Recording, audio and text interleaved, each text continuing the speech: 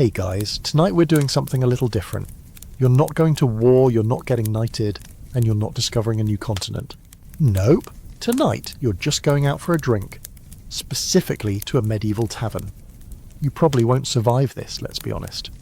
Between questionable hygiene, stronger than expected brews, and a suspiciously stabby atmosphere, your chances are roughly on par with a chicken walking into a fox convention. So before you get comfortable, take a moment to like the video and subscribe, but only if you genuinely enjoy what I do here.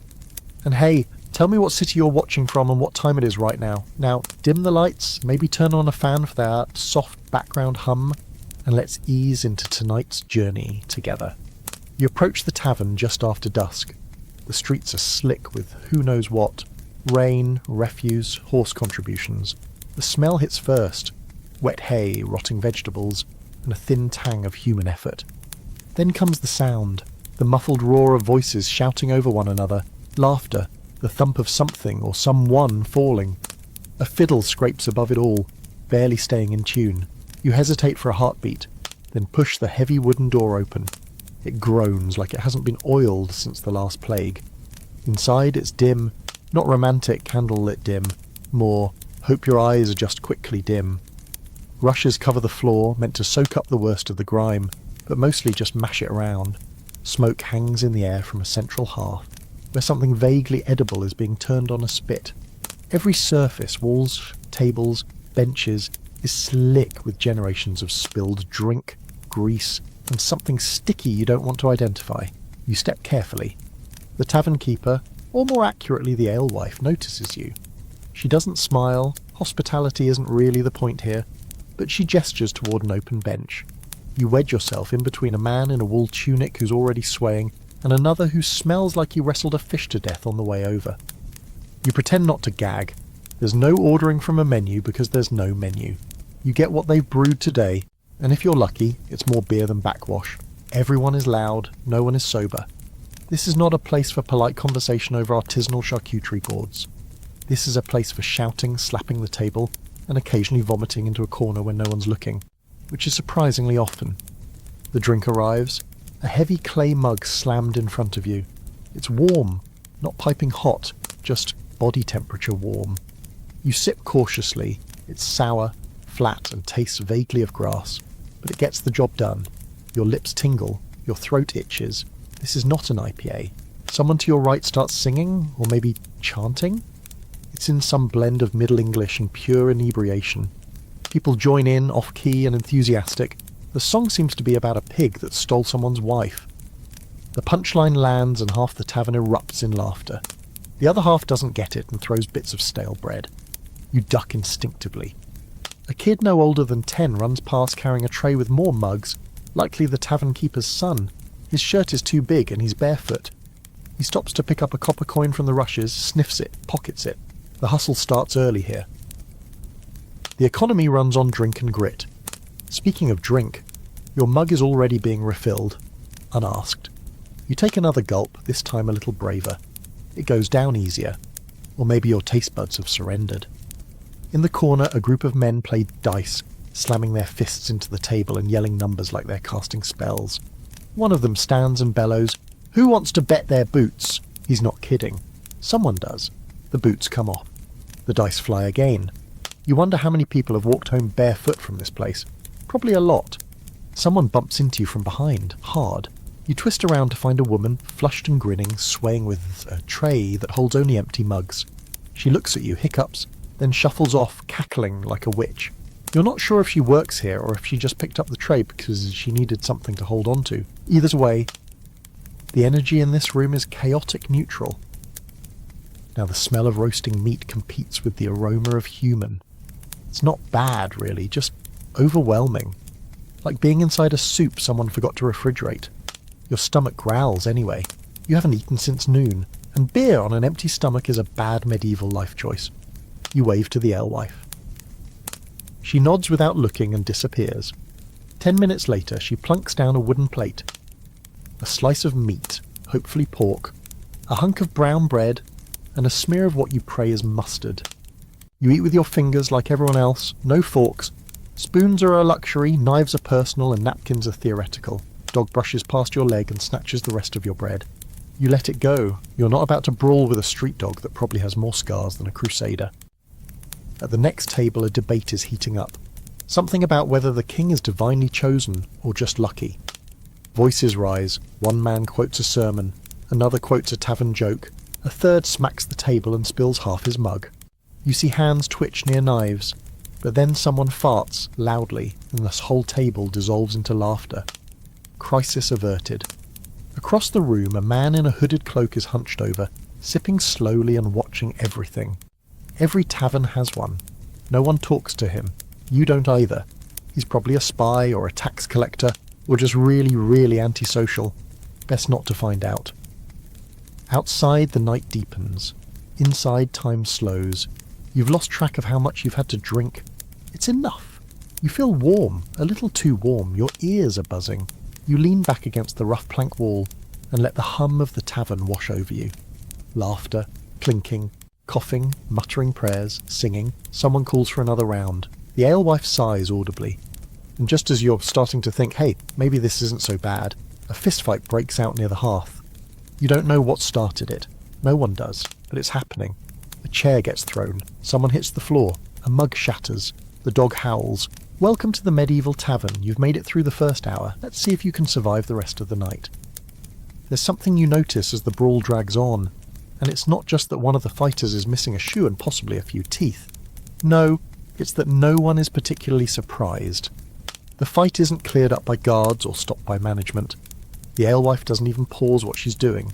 She just sighs, grabs a broom, and starts nudging bystanders out of the way so they don't spill their drinks. The dog, now emboldened by the chaos, darts in to lick a bit of spilled gravy off someone's boot. You scoot back into the shadows a little, watching. Fists fly, insults follow, and eventually both combatants fall into a wheezing pile of tangled limbs and pride. One starts crying, the other laughs. The fight is over. Everyone claps. This is just a normal part of the evening. You drink more. By your third mug, the world softens at the edges. The sounds blur together. The thud of boots on wood, the chatter of gossip, the scrape of chairs, the hollow clunk of a tankard hitting the table. You start to think about how weird it is that no one really treats drinking here as a special occasion. There's no Friday night out culture. It's just life. You get up, you work, you drink, you sleep, then you do it all again. That's because in this world, getting drunk is less about cutting loose and more about staying alive, literally. Water isn't just suspect, it's dangerous. The streams outside town are used for everything, washing waste, sometimes even the occasional dead rat. Boiling water is a chore, and unless you're a monk or unusually cautious, you're probably not doing it. So beer? Beer is the safe choice. The brewing process kills most of the nasty stuff. Even children drink it, albeit weaker versions called small ale. So when someone says they've been drinking all day, that might mean they were just staying hydrated. Sort of. You remember someone mentioning this earlier in the night, over a game of knucklebones. A wiry man with a crooked nose had leaned in and said, "It's not drinking if it's part of your breakfast." Then he belched directly into your shoulder and lost the next round to a shoeless friar. It's at that point you start to notice the subtle gradient of drunkenness in the room. There's no binary switch, sober to wasted. It's more like a rolling tide. One man slouches in his chair, eyes glassy, swaying gently like a field of wheat. Across the room, a woman swirls her mug in slow motion, staring into it like it contains answers. Two lads at the hearth argue over whether they can drink ale upside down. One attempts it and ends up sputtering into the ashes. But there's a difference between tipsy and wasted, and people here know it. The man who trips and dumps his drink, he gets laughed at, sure, but he also gets a warning glance from the alewife. Sloppy drunk is bad for business. You want the room warm with cheer, not spinning with chaos. It's a balancing act, and it's one the regulars have mostly mastered. That's when someone next to you leans in and asks if you want to try the strong stuff. You're not even sure what that means, but you nod, because you've already made poor decisions, and why stop now? He pulls out a small jug from under his cloak. "Mead," he says, though it smells more like regret and distant bees. It burns going down, but in a good way. Sort of. You cough. He slaps you on the back hard enough to make your ears pop. It's weird to think of drunk as a daily setting, but in medieval times it kind of is. The line between functional and hammered is a narrow one, and a lot of people are walking it every day. Labourers drink to numb sore muscles, soldiers drink to sleep, women drink to take the edge off a world that expects them to work, serve and bear children without complaint. And you're drinking because you're in a strange time, in a stranger place, and the warm buzz keeps the weirdness at bay. But there's a fringe to all of this. See, not everyone thinks this casual sipping is okay. Religious reformers are already starting to grumble in sermons.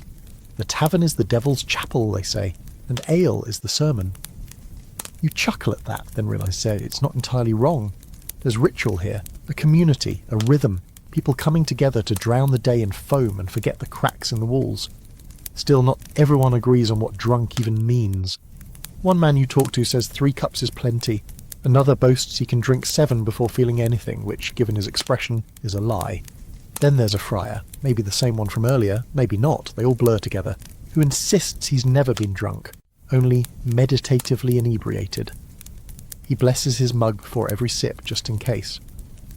There's some debate among scholars today about just how drunk medieval people really were on a daily basis. Were they tipsy all the time, or just sipping low-alcohol brews throughout the day?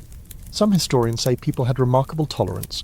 Others argue they were just as wrecked as modern partygoers, but less likely to post about it afterward. You try to imagine a peasant TikTok and immediately regret it. Another mug. You think it's your 4th, or 5th. A lightness fills your chest. Your limbs feel distant but pleasant. You laugh at something you don't quite hear. And now you're part of the blur, the tavern organism. You move with it, drink with it, become indistinct from it. And then, because of course someone starts dancing. It's not elegant, it's not rhythmic, it's more like stomping with occasional twirls. But it's infectious. You're dragged up before you can protest. Someone claps, someone else begins pounding on the table in time. You shuffle, you sway, you don't trip too badly. Your head spins, but you're grinning. There's a kind of freedom here, even if it's messy and smells like sweat. You're surrounded by strangers, but you don't feel unsafe. For now. It's only when you sit down again, flushed and breathless, that you feel it. The creeping awareness that at some point the good kind of drunk might tip over into the kind you can't walk off. But that's not now. Right now you're just a little blurry around the edges, a little loose in the joints. You sip again. It's warm, familiar, and slightly terrible. But it works. You've just levelled up from curious traveller to honorary tavern regular. Congratulations. Your reward? A headache tomorrow, and maybe a new tattoo if this night continues as expected. Somewhere around your 6th, or maybe 8th mug, you realise that the woman behind the counter has been watching you. Not suspiciously, just knowingly. Like she's seen 1,000 wide-eyed travellers fumble their way into the tavern, get caught up in the swirl of ale and sweat and song, and slowly slide sideways into the straw-strewn floor. She's not just pouring drinks, she is the tavern, and her name, as someone near you slurs while elbowing a boiled onion into his mouth, is Maud, or maybe Madge. No one quite agrees.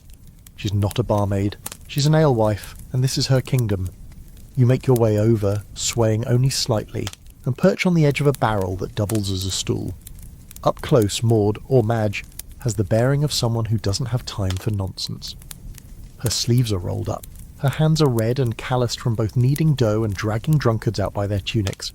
She pulls a fresh jug from behind the bar, gives it a sniff and mutters something about it being a bit young. Then, without asking, she pours you a half mug. She brewed this herself. That's how it works here.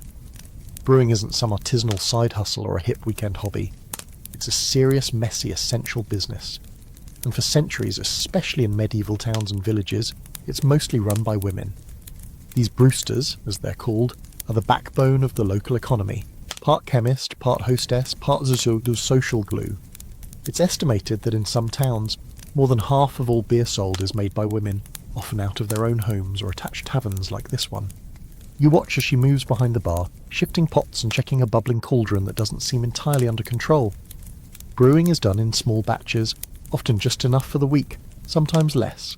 It's not an exact science yet, but these women know what they're doing, by taste, by smell, by instinct honed over years of boiling, straining and praying the yeast behaves. You ask what's in it. She gives you a look like you just asked what's in fire. Grain, she says. Water. Time. Then she adds grudgingly, bit of mugwort, yarrow, maybe bog myrtle. You nod like you understand what any of that means. What you're drinking probably isn't hopped, Hops don't become common in brewing until later in the Middle Ages. Instead, brewsters use a mix of herbs and botanicals called grute, which adds flavour, bite, and possibly mild hallucinations if you overdo it. Which, let's be honest, you're probably about to. But the drink is just part of the show. These women are running full operations, sourcing grain, managing fires, keeping the books, sometimes just in their heads, and defending their territory from competitors. And competitors are a thing. If Maud sees another tavern down the road undercutting her price or watering down their ale, you'd better believe she'll be marching over there with her sleeves still rolled and a ladle in hand. This is business, and it's personal. Not that it's all smooth sailing. Brewing licenses are required in many towns, and surprise inspections by ale conners or tasters can make or break your reputation.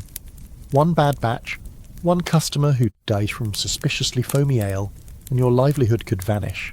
There's even a local guild, a fraternity of brewsters and alewives, that sets standards and settles disputes, often by taste-testing rival brews in very serious, very drunk meetings. Some say the church looks down on women who brew and sell ale. Others say monasteries are secretly trying to muscle in on the market with their own stronger brews, labelling them as for healing purposes only. There's even a fringe theory floating around that the classic witch stereotype, the pointy hat, the bubbling cauldron, the broom, is rooted in how brewsters looked and worked.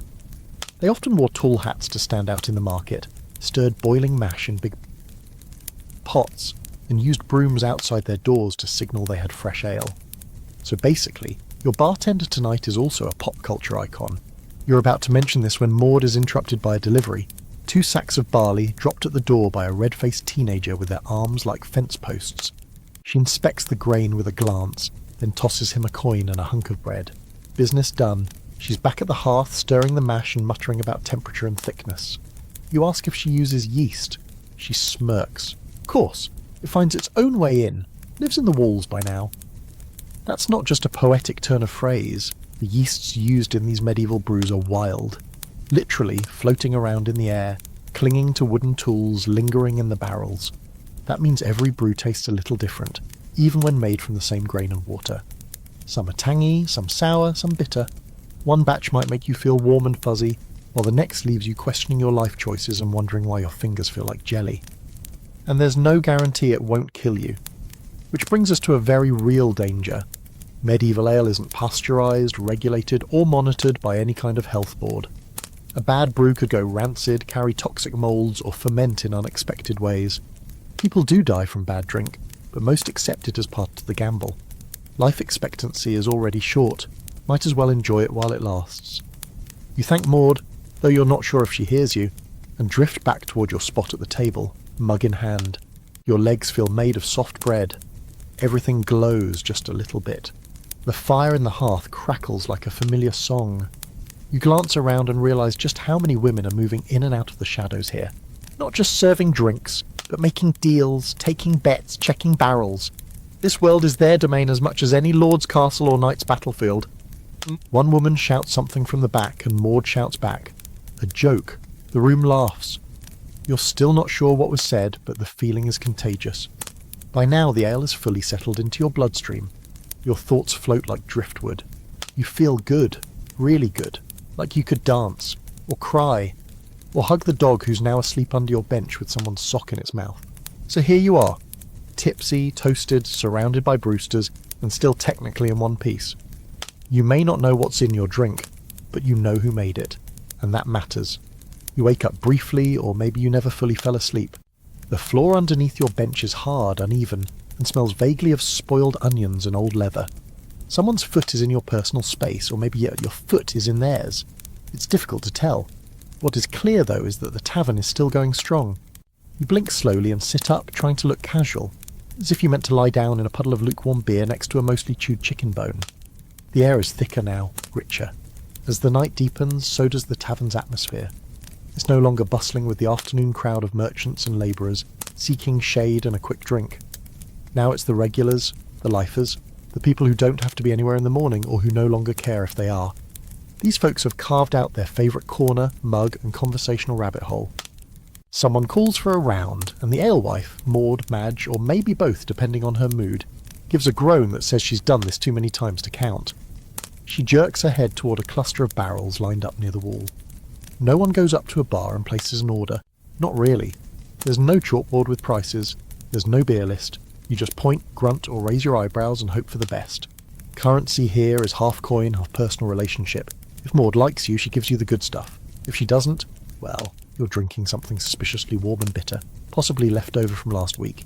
You find yourself wondering, how did people even decide what to drink back then? In a world before standardized brewing or brand labels, ale wasn't one thing, it was an experiment in a cup. Each batch could be wildly different in strength, taste, or effect. Some brews were light and weak, barely fermented, meant for children and workers who needed hydration more than intoxication. Others, strong enough to stagger a mule. The catch: there's no real way to tell by looking. No colour chart, no handy ABV percentage on the side. You take a sip, wait 5 minutes, and hope it doesn't make your tongue go numb. Tonight, Maud offers you a mug with a deep golden tint and a foamy top. It looks promising. You take a cautious sip. It's sour, not unpleasantly so, more like sharp cider with a wild edge. Your mouth puckers, then settles. Tastes like wood smoke and apples, and maybe just a hint of regret. But it's drinkable, definitely drinkable. Around you, people are drinking with a purpose. One man is clutching his mug like it's keeping him tethered to this mortal plane. Another sips slowly, watching the room like he's taking mental notes for a poem or a revenge plot. A woman nearby raises her mug and toasts. No one in particular, just the air. You toast back. It feels like the polite thing to do. But there's no real drinks menu in a medieval tavern. You're mostly getting whatever's available, whatever's finished fermenting, still potable, and hasn't developed a layer of fuzz. Ale is the most common, but there might also be cider if it's apple season, or perry if there are pears, or mead if someone had a good year with the bees. Wine? That's rarer, expensive, reserved for nobles, clergy, or someone with very good connections. And even then it might be watered down, spiced up, or sweetened to cover up its general lack of charm. You hear someone nearby muttering about having been served blessed ale last week, by accident. Apparently it had been consecrated during a feast day and stored in the wrong barrel. He swears he got tipsy and saw a vision of St. Cuthbert in the fireplace. No one believes him, of course, but everyone's amused enough to listen. He repeats the story again for the table next to him, adding more detail this time. St. Cuthbert was smiling, holding a mug, and may or may not have winked. There's a fine line between drink and medicine in this world. Some ales are brewed with herbs like wormwood, sage, or fennel. Not just for taste, but for health, or at least what passes for it. You might be drinking something to cure a headache, or stop a cough, or fend off evil spirits.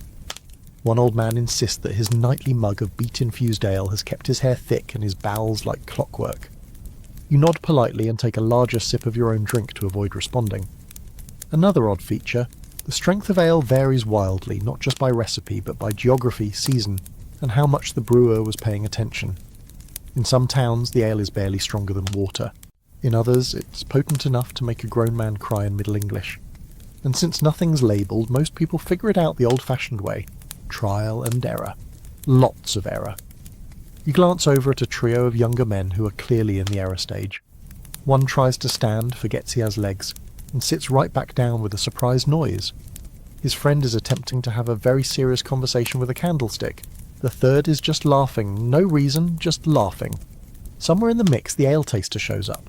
He's not officially announced, but there's a man, portly, red-cheeked and carrying a wooden spoon, who makes his way through the room with practiced ease. He dips the spoon into various mugs and barrels, takes a taste, smacks his lips and grunts. His job? To make sure the ale being sold isn't poison, too sour, or illegally weak. You watch him judge Maud's best barrel. He nods approvingly. She pretends not to care, but her smile flickers. It's a small victory. There's a strange kind of trust in this world of unlabelled brews. You rely on the tavern keeper's honesty, the brewer's skill, and maybe a pinch of superstition. People will claim they can tell if a brew's been cursed, or if a bad omen lingers in a batch. Some even carry little charms, tiny bones, saint medallions, rings of dried thyme, tucked in their belts or tied to the mugs themselves. Not because they believe in magic exactly, but because it doesn't hurt to be careful, especially when you're drinking something that might include mushrooms, thistle, or that weird root the apothecary swears is totally safe. You look down at your drink. It's almost gone. You're not sure if you're drunk or just marinated. The room sways a little as you stand. You hold onto the edge of the table and grin. You're still upright. That counts as a win. Across the room, the dice game has started again, louder this time. Somewhere near the fire, a man has begun singing a love ballad to what appears to be a chicken leg. You toast to him, he nods solemnly. You're officially part of the tavern now. The drinks may change, the names might shift, but this rhythm, this strange, warm, chaotic heartbeat, you found it, and it's going to carry you into the next round, whether your liver agrees or not. There's a sudden lull in the noise, and for a moment you wonder if the ale has finally caught up with your brain and hit the mute button. But no, it's real. The shouting dies down, the singing tapers off, and everyone seems to turn their attention toward the back corner of the tavern, where a makeshift table has been cleared. A few benches are pulled together. Someone tosses down a pair of carved bone dice, and just like that, the games begin. You're motioned over, not asked, invited with a jerk of the head and a nod that somehow says, "You look dumb enough to gamble drunk, come join." And you do, because your blood's warm, your judgment's foggy, and because, well, what else are you going to do? Knit? The game is simple in theory, throw the dice, highest total wins. But it quickly devolves into shouting, bragging, and the occasional accusation of cheating. Your first toss clatters across the table and lands in a small puddle of ale. Everyone waits. One die rests on a 6, the other rolls in slow motion, finally settling on a 1. "Unlucky!" a man with a burned-off eyebrow declares. He slaps you on the back hard enough to rattle your ribs. Next up, a blacksmith whose hands are the size of hams. He laughs like a bear, throws like one too. The dice bounce high and roll far, one nearly flying into someone's soup. "8!" he roars, as though declaring victory in battle. The crowd whoops, coins change hands. You reach for your pouch and realise you're not entirely sure how much you've wagered. Or what? Someone wins a pair of socks, someone else trades a small wheel of cheese. One man throws in what he claims is a love token from a barmaid, though she denies it loudly and throws a potato at him. The games aren't just dice, though. There are drinking dares, too. A man challenges another to chug a full clay mug without stopping. The loser has to kiss the alewife's goat. The goat, apparently, lives behind the tavern, and is not known for being agreeable. The crowd loves it. You learn quickly that losing here is rarely the worst thing, refusing to play is. A burly man with ruddy cheeks and the kind of beard you could get lost in slams a mug on the table and yells, "3-man drink." You don't know what that is, and by the time you ask, someone's already passing you a jug. It tastes like fermented apples and betrayal. You drink because you've committed, and immediately regret every decision that led you to this moment. Your stomach hiccups. Your throat tries to rebel. You keep it together, barely. Then comes the eel. It's plopped onto the table on a splintery wooden plate, coiled like a meat rope, boiled to a shade of grey that defies classification. It still glistens in a way that suggests it was alive yesterday and probably angry about it. The challenge is simple. Eat the eel, all of it, no tools, no seasoning, no questions. You've eaten worse, maybe. You pick up the eel. It's limp, rubbery, and smells like old socks and river slime. You take a bite. The texture's halfway between gummy worm and regret. The crowd howls. You chew, you swallow. You wish you hadn't, but you win the round, and someone slides a silver coin your way as if you've just bested a dragon. Games in the tavern aren't about money, not really. They're about reputation, swagger, and stories. Everyone wants to walk out tomorrow and say, "Remember when I made the night squire eat 3 onions and sing like a goose?" That's the real currency here. Tales worth retelling. And if you're lucky, you'll be remembered fondly. If not, you'll be remembered anyway. A boy with crooked teeth and too much energy for this hour spins atop on the table. It's handmade, carved from a piece of bone, and he dares anyone to beat his spin time. He's surprisingly good. You try. Yours wobbles immediately and topples into someone's mug. The crowd groans in theatrical disappointment. You bow dramatically. The boy calls you a cabbage. You're not even that. Nearby, a woman with a voice like gravel and a belt lined with empty flask loops takes on challengers in arm wrestling. She crushes 3 farmers in a row before letting a lanky traveller win on the 4th attempt.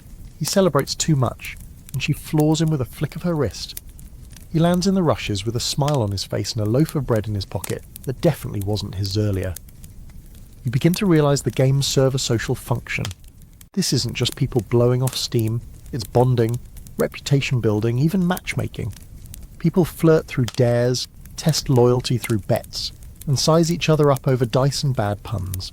You see 2 men shaking hands with flourished bows after a particularly drawn-out riddle contest. The answer was an egg, apparently. It's always an egg. Not everything's fair, though.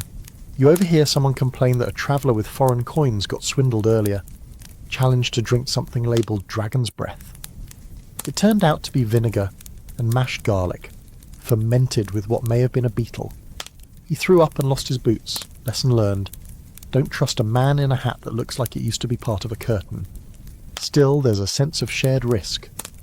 Everyone's a little vulnerable in here, whether from drink, game, or general social confusion. You've already learned more about the man next to you than you ever wanted to know, including the fact that he once married a woman just to win a bet and had to annul it when her brother turned out to be a bishop. Long story. One particularly fascinating game involves a rooster, a blindfold, and a lot of yelling. The rules aren't clear, and you're pretty sure they're being made up as it goes along. The rooster escapes halfway through, pecking at ankles and causing 2 mugs to spill. It is, everyone agrees, the highlight of the night. You lean back in your seat and breathe in deeply.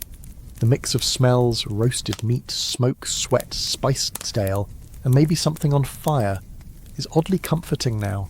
The noise rolls over you like waves. The laughter, the challenges, the brief flashes of drama. Someone drops a loot, and it makes a noise like a dying cat. The crowd cheers anyway. Even as the games rage on, there's a thread of caution. No one pulls out a dagger. No one bets their house. There are unspoken limits, and the alewife enforces them with a glance or a strategically placed broom handle. It's fun but not lawless, chaotic but with boundaries. Like medieval bumper cars. You realise you're smiling. Despite the eel, despite the sticky table, despite the noise and nonsense, and the alarming number of people who've already passed out. It's fun. It's real. It's raw and human and weirdly beautiful. And as someone yells for another round of Guess What's in the Mug, you realise the night is far from over. Your concept of time has completely eroded. Hours have passed, or maybe just minutes, and the tavern still throbs with life like a living, wheezing beast. The air is warmer now, thick with laughter and heat rising from human bodies crammed shoulder to shoulder. Someone opens the door briefly, letting in a cool draught and the unmistakable smell of wet horse. The room groans at the chill and promptly closes ranks again, heat restored by the collective breath and beer-fueled body warmth. And through it all, the drinks keep coming. There's no last call in a medieval tavern, no clean cut-off or fash of fluorescent lighting. The rhythm of the night is dictated by the bodies in the room, how long they can keep upright, how much coin they have left, and how loudly they snore when they finally face-plant into their trenchers. Right now, no one's quitting. In fact, it's somehow gotten livelier. A group by the hearth has started an impromptu drumbeat using cups, spoons, and the table itself. Another fellow is dancing a solo jig that looks like he's trying to fight invisible bees. And here's where things get weird. You notice that several people, clearly seasoned locals, aren't just tipsy. They're smashed, sloshed, positively medieval, and they started this evening in that state. You blink. How are they still conscious? You lean in toward a man slurring his way through a limerick about a sheep and ask when he arrived. "This morning," he grunts proudly, pouring another mug without spilling a drop. That's when it hits you. People in the Middle Ages didn't think of drinking as a night-only activity. For many, it starts at breakfast. The morning pint isn't just a luxury, it's a standard part of the day, right alongside the stale bread and bowl of barley porridge. Small ale, they call it. A weaker, lightly fermented drink with just enough alcohol to purify it and just enough body to keep you from passing out in the fields. Kids drink it, elders drink it, pregnant women drink it, everyone. You imagine starting every morning with beer instead of coffee, and suddenly half the behaviour in this tavern makes more sense. In fact, you hear tales of workers who request stronger morning brews on cold days to warm their blood. Farmhands swig as they harness oxen. Masons drink between stacking stones. Even monks in monasteries often brewed their own breakfast ales, just with a little more prayer added in. You recall hearing that the average medieval person might consume over a gallon of beer per day, not because they're all party animals, but because there simply aren't better options. Clean water is suspicious, milk spoils, wine is expensive, ale, reliable, cheap, and made locally. So yeah, morning drinking is a thing, and with it comes a new category of drunk, the day drunk. Across the room you spot a man sprawled in a corner, snoring so loudly he's practically harmonising with the fiddle music. Next to him, a younger man is still sipping carefully, eyes unfocused but dreamy. That's the afternoon lull. The point where the buzz mellows into a full-body hum, and people start slipping into naps, sometimes mid-conversation, and no one bats an eye. Falling asleep in your beer is normal. Expected, even. The alewife nudges a passed-out merchant to make room for a new customer, sweeping a few coins into her apron without missing a beat. No judgment, just rotation. You overhear a story from a wrinkled cobbler about a baker who was once fired for falling into his own dough while drunk on morning ale. Rose-shaped loaf it was, he chuckles. Tasted like guilt and raisins. These tales are more than just tavern gossip, they're part of the cultural norm. Most people accept drunkenness as a natural state, especially if it's kept within bounds. Getting lightly drunk is even seen as healthy by some. Fortifying the blood, they call it. And while there's still social scorn for the truly sloppy, like the man currently vomiting into an empty boot, being buzzed throughout the day is no scandal. You start to reflect on just how central drinking is to the entire medieval experience, not just as a personal habit, but as a daily rhythm. It's woven into the workday, the meals, the ceremonies, even the punishments. You hear of towns where people are fined in mugs of ale instead of coin. Some employers even pay partially in drink. He gets a jug and a half for every cartload, says one woman near you, nodding toward a soot-covered man who might be half chimney. As you sip your latest mug, something that tastes like cider and cloves, you start to wonder if the real difference between medieval drunk and modern drunk isn't how much people drink, but how they feel about it. Today, drunkenness is either a celebration or a failing. Back then, it's just another state of being, like hungry or cold or sore from work. Everyone cycles through it. Some just get there earlier in the day. That being said, there is a line, and you're fast approaching it. Your arms feel unusually long. Your head is warm in the strange way that precedes either deep philosophical insight or sudden unconsciousness. The man next to you is eating a whole onion like it's an apple. You've forgotten what day it is. You are, as the locals might put it, blessed with the cup. The room continues to swirl around you. Music, firelight, whispers, distant burps. Someone begins a clapping rhythm. Others join in. You do too. It's instinctive. You don't know the song, but it doesn't matter. The rhythm catches in your chest like a second heartbeat. People are singing, stomping, laughing.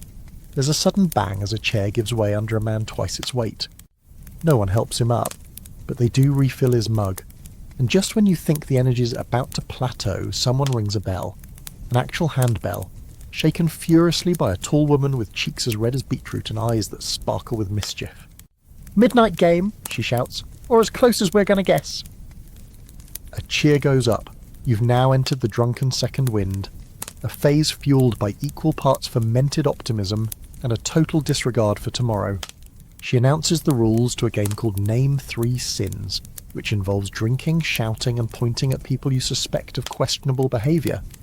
The first sin named is eating communion bread for breakfast. The second is stealing your neighbour's pig and pretending it walked home with you.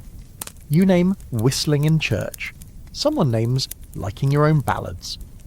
The group erupts into scandalised laughter. You're drunk, very drunk, maybe morning drunk, just 12 hours late, but you're still in the game. The alewife passes by, gives you a glance that reads, "Don't die on my floor." You nod solemnly. You've got a few hours left in you. Probably. You're halfway through your next mug when a hand slams down beside you, startling your half-dozing brain back into focus. You look up and into the deeply lined, flushed face of a man wearing a hooded robe, brown, rough spun, belted with rope. His cheeks are ruddy, his eyes bloodshot, and he smells strongly of pickled fish and divine purpose. "Move down, brother," he says with a grin that's somewhere between saintly and scandalous.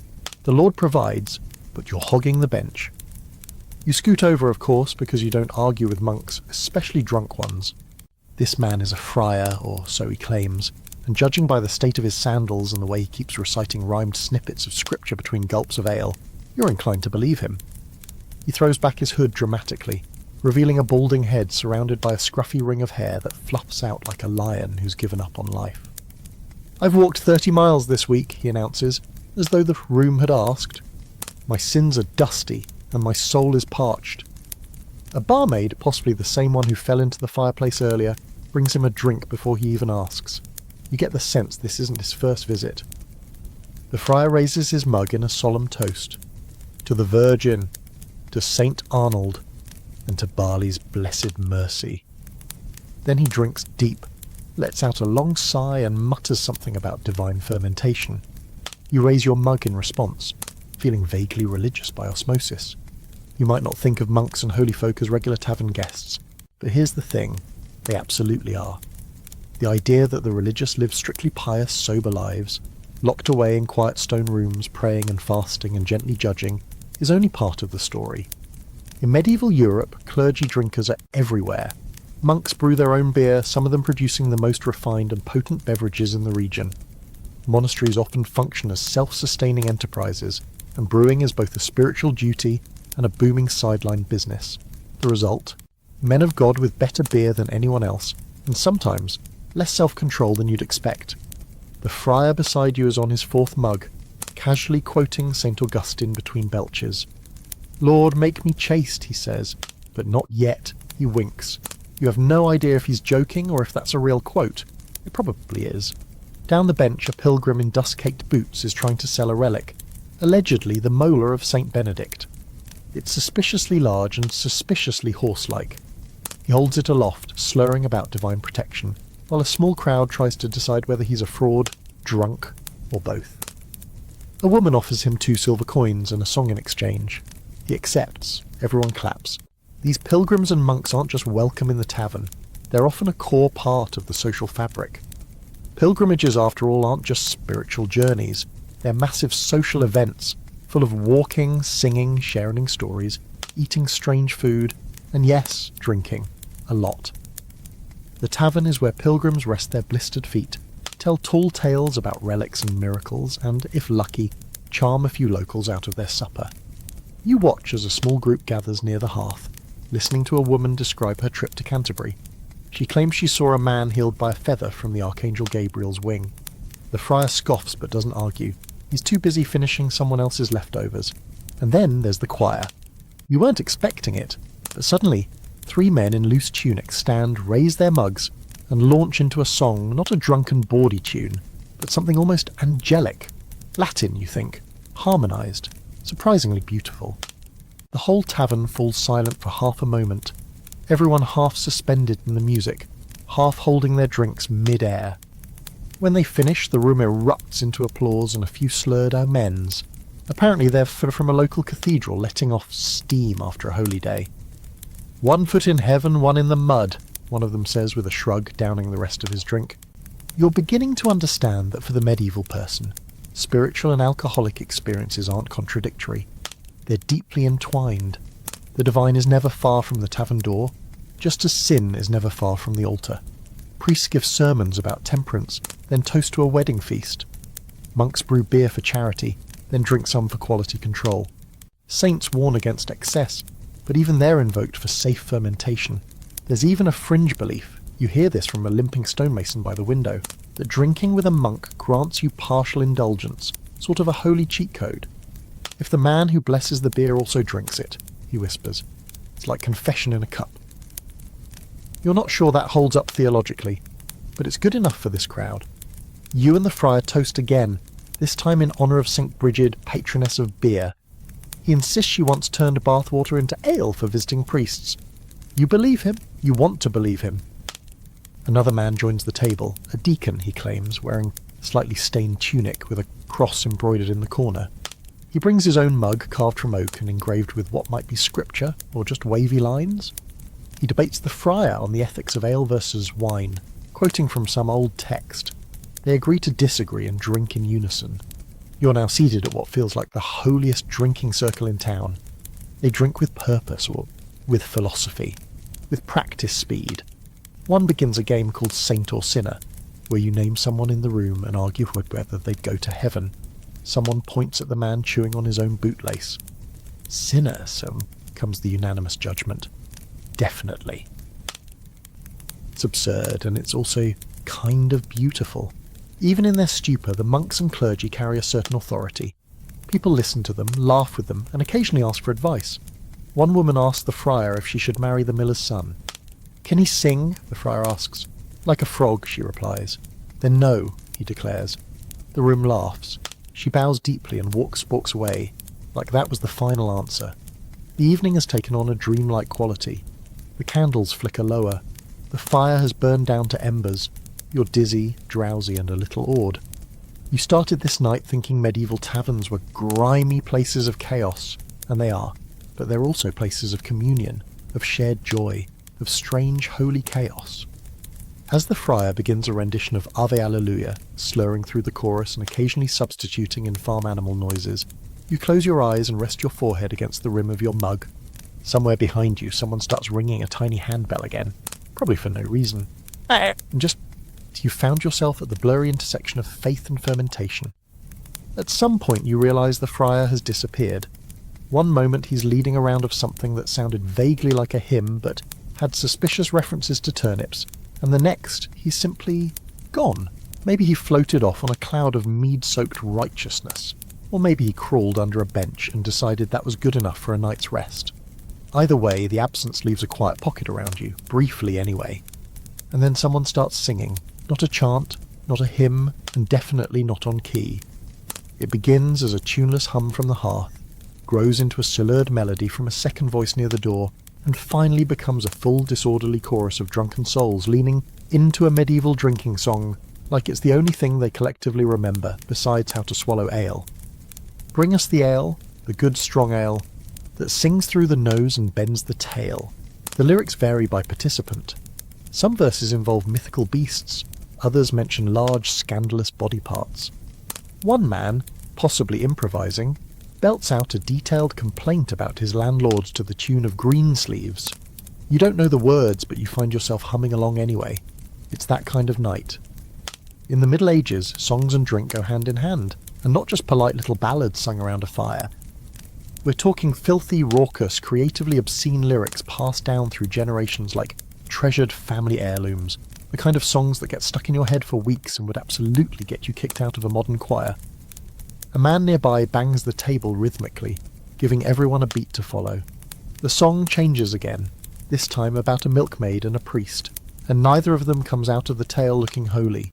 Laughter erupts at the chorus, and you catch phrases in Middle English that sound dirty even before you translate them. Something about a goose, and an unfortunate misunderstanding involving a butter churn. It's loud, it's wild, and it's communal in the purest sense. These songs aren't performed so much as exploded, yelled out with crooked smiles, half-remembered rhymes, and unapologetic mispronunciations. People slap each other on the back, laugh mid-verse, and occasionally forget the words entirely. When that happens, they make up new ones. The goal isn't accuracy, it's volume. You spot a woman near the fire leading the room through what's clearly a favourite, an old drinking round in Latin, possibly once sung by students at a monastery before being corrupted by generations of ale and mischief. She gestures dramatically with her mug, voice gravelly but commanding. Everyone joins in, mangling the Latin with drunken elegance. Gaudiamus bibamus, nunc et semper hic. Let us drink and be merry now and always here. It's hard not to smile. You're watching language, religion, music, and total nonsense crash into one another in real time. And somehow it works. It's equal parts liturgical and ludicrous, a symphony conducted by collective inebriation and sheer willpower.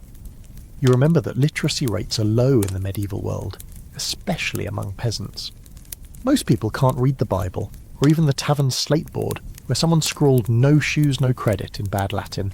But they do know the songs. These drinking tunes are how stories are passed down. Morals are learned, scandals are shared.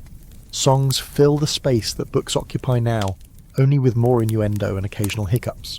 You hear one man recite a bawdy poem from memory, complete with hand gestures and the kind of detail that suggests he's either been an excellent performer or personally lived through the events. It's about a monk, a donkey, and an ill-timed thunderstorm. The ending is lost to laughter. Someone demands an encore. He agrees, but only if someone else sings next. Another takes the stage, if you can call standing on a wobbly bench a stage, and starts a tune about alewives and their ability to outdrink kings. It's catchy. The rhymes are clever. The refrain involves a lot of foot stomping and a sound that might be intentional snorting. You're pulled into the rhythm before you can protest. You clap, shout, sing. The tavern becomes a single organism, buzzing, howling, hiccuping in three-part harmony. And in that moment, you start to understand the power of the tavern song. It's not just entertainment, It's release, it's identity. It's the closest thing some of these people get to therapy, to storytelling, to self-expression. There's a deep emotional truth woven into the ridiculousness. Even in the dirtiest rhymes, there are hints of fear, hope, longing. One ballad about a knight who can't stay on his horse because he's drunk, it's secretly about war trauma. A song about a girl who drinks all her father's mead and ends up married to a pig farmer. That's probably a cautionary tale, and a commentary on gender roles, if you're sober enough to think about it. You're not. And then someone sings a sad one. A slow, mournful tune about a lost lover and a winter that never ended. The room quiets. No one asks for it to stop. Even the loudmouth near the window, the one who tried to arm wrestle a chicken earlier, nods solemnly with the beat. This one's in the local dialect, thick and old, but you feel it more than understand it. It settles over the room like a blanket soaked in snow. The song ends, there's no applause, just silence and one soft murmur of, again. The singer doesn't repeat it though. He sips his drink and stares into the fire, and the moment passes. It's followed naturally by a return to filth. The song of the night. The cobbler's wife. A notorious drinking tune filled with euphemisms, bad puns, and a final verse so anatomically confusing it sparks a heated and very drunk debate over what exactly a sticky Stilton is supposed to symbolise. Someone suggests it's just cheese. Someone else insists it's a metaphor for a treacherous marriage. You decide to nod and sip. A fringe belief you overhear during the lull. Singing after drinking prevents possession. One old woman mutters it into her mug, warning that silence after heavy ale invites spirits. The laughter that follows is mostly nervous. Someone starts humming immediately, just in case. You hum too. As the songs continue, your head begins to feel like it's full of bees. Friendly bees. Drunk bees. But still buzzing. Your limbs have stopped belonging entirely to you. Your face is sore from smiling. And still you stay, because leaving now would be like walking out of a fever dream before the last verse. You need to see how this ends. One final round begins, led by a toothless shepherd with the lungs of a cathedral bell. It's about a fox who outdrinks an entire village. You don't follow all the lyrics, but you join in for the chorus anyway. Fill it, spill it, curse and cheer, sing for the fox and pour the beer. Your voice blends with the others, rough, out of tune, half forgotten, but whole. You're drunk, you're hoarse, and you're exactly where you need to be. It creeps in slowly, like a fog through a moor, or the moment right before a sneeze. The realization that the tavern smells indescribable. Not bad necessarily. Not in the way a modern dive bar smells after someone spills a rum and coke behind the radiator. This is more primal, layered. The kind of smell you don't just notice but experience. And once you do, you can't unsmell it. It's everywhere. You shift slightly on your bench, only to realize the bench is damp. Not fresh ale damp. No, this is the kind of damp that suggests the wood itself has absorbed centuries of human suffering. You can almost hear it sigh as you adjust your weight. Around you, the smells rise in a complex medieval bouquet. Sweat, unwashed, weeks old, yeasty ale funk, the rich musk of livestock, and something tangy that might be pickled herring, or someone's feet, possibly both. You try breathing through your mouth, but it doesn't help. That just gives you taste smell, which is worse. Medieval taverns don't come with ventilation. There are no overhead fans, no open concept layouts, just smoke-blackened beams and tiny windows so caked with soot they may as well be painted shut. The hearth helps with warmth, yes, but it also fills the air with a low-level haze. It's not unpleasant at first. Wood smoke always has a romantic edge, but by your 10th hour your eyes sting, your clothes have taken on the scent of a bonfire, and your lungs feel fuzzy. You glance up and notice cobwebs, not tucked away in the corner cobwebs, statement cobwebs, the kind that look like they've been grandfathered in by time and possibly have diplomatic immunity. A spider the size of a coin calmly observes the crowd from its perch above the door. You give it a respectful nod. A man near you removes his shoes. You didn't know he was wearing any until this moment. The release of his feet into the air is a chemical event. You cough discreetly. He doesn't notice. In fact, someone else nearby does the same. You wonder if this is a cultural thing. It's possible the locals associate taking your boots off with reaching peak comfort. Or maybe they're airing out their toes to avoid trench rot. Hard to say. And then someone lights a pipe. The smell shifts again, now it's sweet, pungent herby. You catch a note of something sharp, almost citrusy. The pipe makes its way around the table. When it reaches you, you're not entirely sure what's in it. Probably not tobacco, probably not legal by modern standards. You take a puff. It tastes like moss, honey, and regret. You pass it on. This is the olfactory reality of medieval tavern life. There's no Febreze, no cleaning schedule. If the rushes on the floor are changed once a season, that's considered overachieving. Most people don't bathe regularly, and even if they do, it's not enough to fight the daily coating of dust, animal grease, and human proximity. You've been here for hours and you already feel like your pores have absorbed the entire atmosphere. You're pretty sure you'll carry this smell home with you. Forever. The animals don't help. Yes, there are animals. You hear a goat bleating softly behind a partition. Chickens occasionally strut through the tavern like tiny drunks in feathered suits. No one questions it. Animals are part of life here, and that life is very indoorsy. One man keeps a ferret on a leash. Another has a hawk perched on his shoulder. You don't ask questions. You've stopped asking anything at this point. You just accept it like everything else. You lean back, trying to find a less sticky spot on the wall. No luck. Every surface is layered with grime and a glossy film of decades of communal use. The table in front of you has carvings etched deep into its surface. Names, tally marks, crude symbols, and what may be the earliest known drawing of someone mooning the king. As the hours drag on, the scent landscape deepens. Roasting meat. Some kind of game, judging by the smell, adds a savoury note to the air. Then there's spilled ale, fermenting in puddles under benches. Every so often someone knocks over a mug and the contents seep into the floor like an offering to the gods of decay. You can't escape it. It's in your hair, your clothes, your soul. It's not one smell, it's 1,000 tiny smells you pull, forming a symphony of human existence. A medieval funk. You wonder if people back then noticed it the way you do, or if they were simply used to living with their own human marinade. Probably the latter. One man proudly announces he hasn't bathed since the Feast of St. Martin. No one reacts, you're not surprised. Someone offers you a hunk of cheese, you accept out of politeness. It's hard, salty, and emits a smell that could strip paint. You chew slowly, resisting the urge to cry. Cheese in the Middle Ages isn't mild. It's a test of courage, a flavour that punches first and apologises never. A woman passes by with a bowl of what looks like onions and lard. It smells better than the cheese, sort of. You don't ask for a sample. And then, just when you think you've acclimated, a chamber pot is emptied. Not nearby, somewhere in the back. You hear the slosh, the scrape of a door, and the unmistakable sound of contents being poured into the alley. A warm breeze wafts it inside. The room groans. A man by the fire mutters something about God's vengeance. The tavern's hygiene, or lack thereof, is both legendary and entirely expected. Sanitation isn't a priority.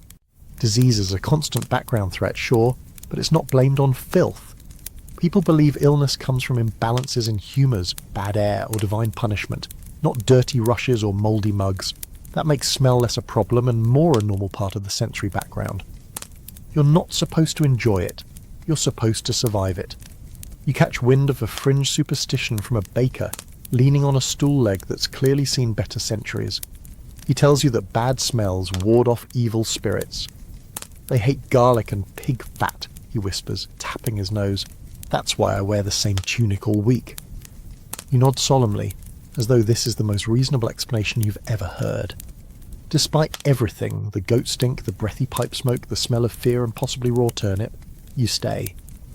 Because at some point, smell becomes background music. Your senses have dulled. Your standards have dropped. You've become one with the tavern. Stinky, sticky, and still drinking. And honestly, you've smelled worse things, like that time earlier when someone pulled out pickled eggs and left them open for 20 minutes. You survived that. You'll survive this, maybe. Your eyes start to water, not from emotion, just the air. But you raise your mug anyway, toast to nothing in particular, and drink. Because if you're going down, you're going down in a haze of smoke, cheese, and sweat and glory. There's a low shout from the back of the tavern, a hoarse, slurred voice that sounds more like a cough with ambition than anything intelligible. You don't catch the words, but the shift in the room's energy is immediate and sharp. Conversations stop, mugs are slowly lowered. Someone mutters, "Not again." You're still blinking dumbly at your ale when a wooden chair flies across the room and crashes into the wall, splinters spraying like angry confetti. Ah, so it's that part of the night. Brawls in medieval taverns are less like sudden eruptions and more like weather systems. You can feel them coming. The tension builds over time, through spilled drinks, muttered insults, maybe the fifth retelling of a joke that stopped being funny 3 ales ago. There's often a tipping point, a misunderstood gesture, a glance held too long, or someone reaching for someone else's mug with the wrong kind of enthusiasm. This time it starts between 2 men you vaguely remember from earlier, one with a scar down his cheek and the other with the eyebrows that look permanently surprised. You don't know what started it, no one ever does, but suddenly they're both on their feet, shouting in dialects that may as well be spells.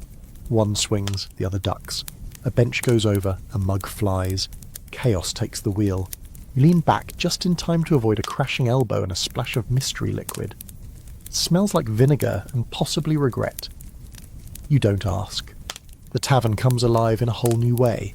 It's no longer a place of music and ale, but of elbows and cursing and the occasional very creative insult involving someone's mother and a goat. A few regulars move away casually, mugs in hand, like they've seen this movie before and know how it ends. Others watch with glee, cheering like it's a sport.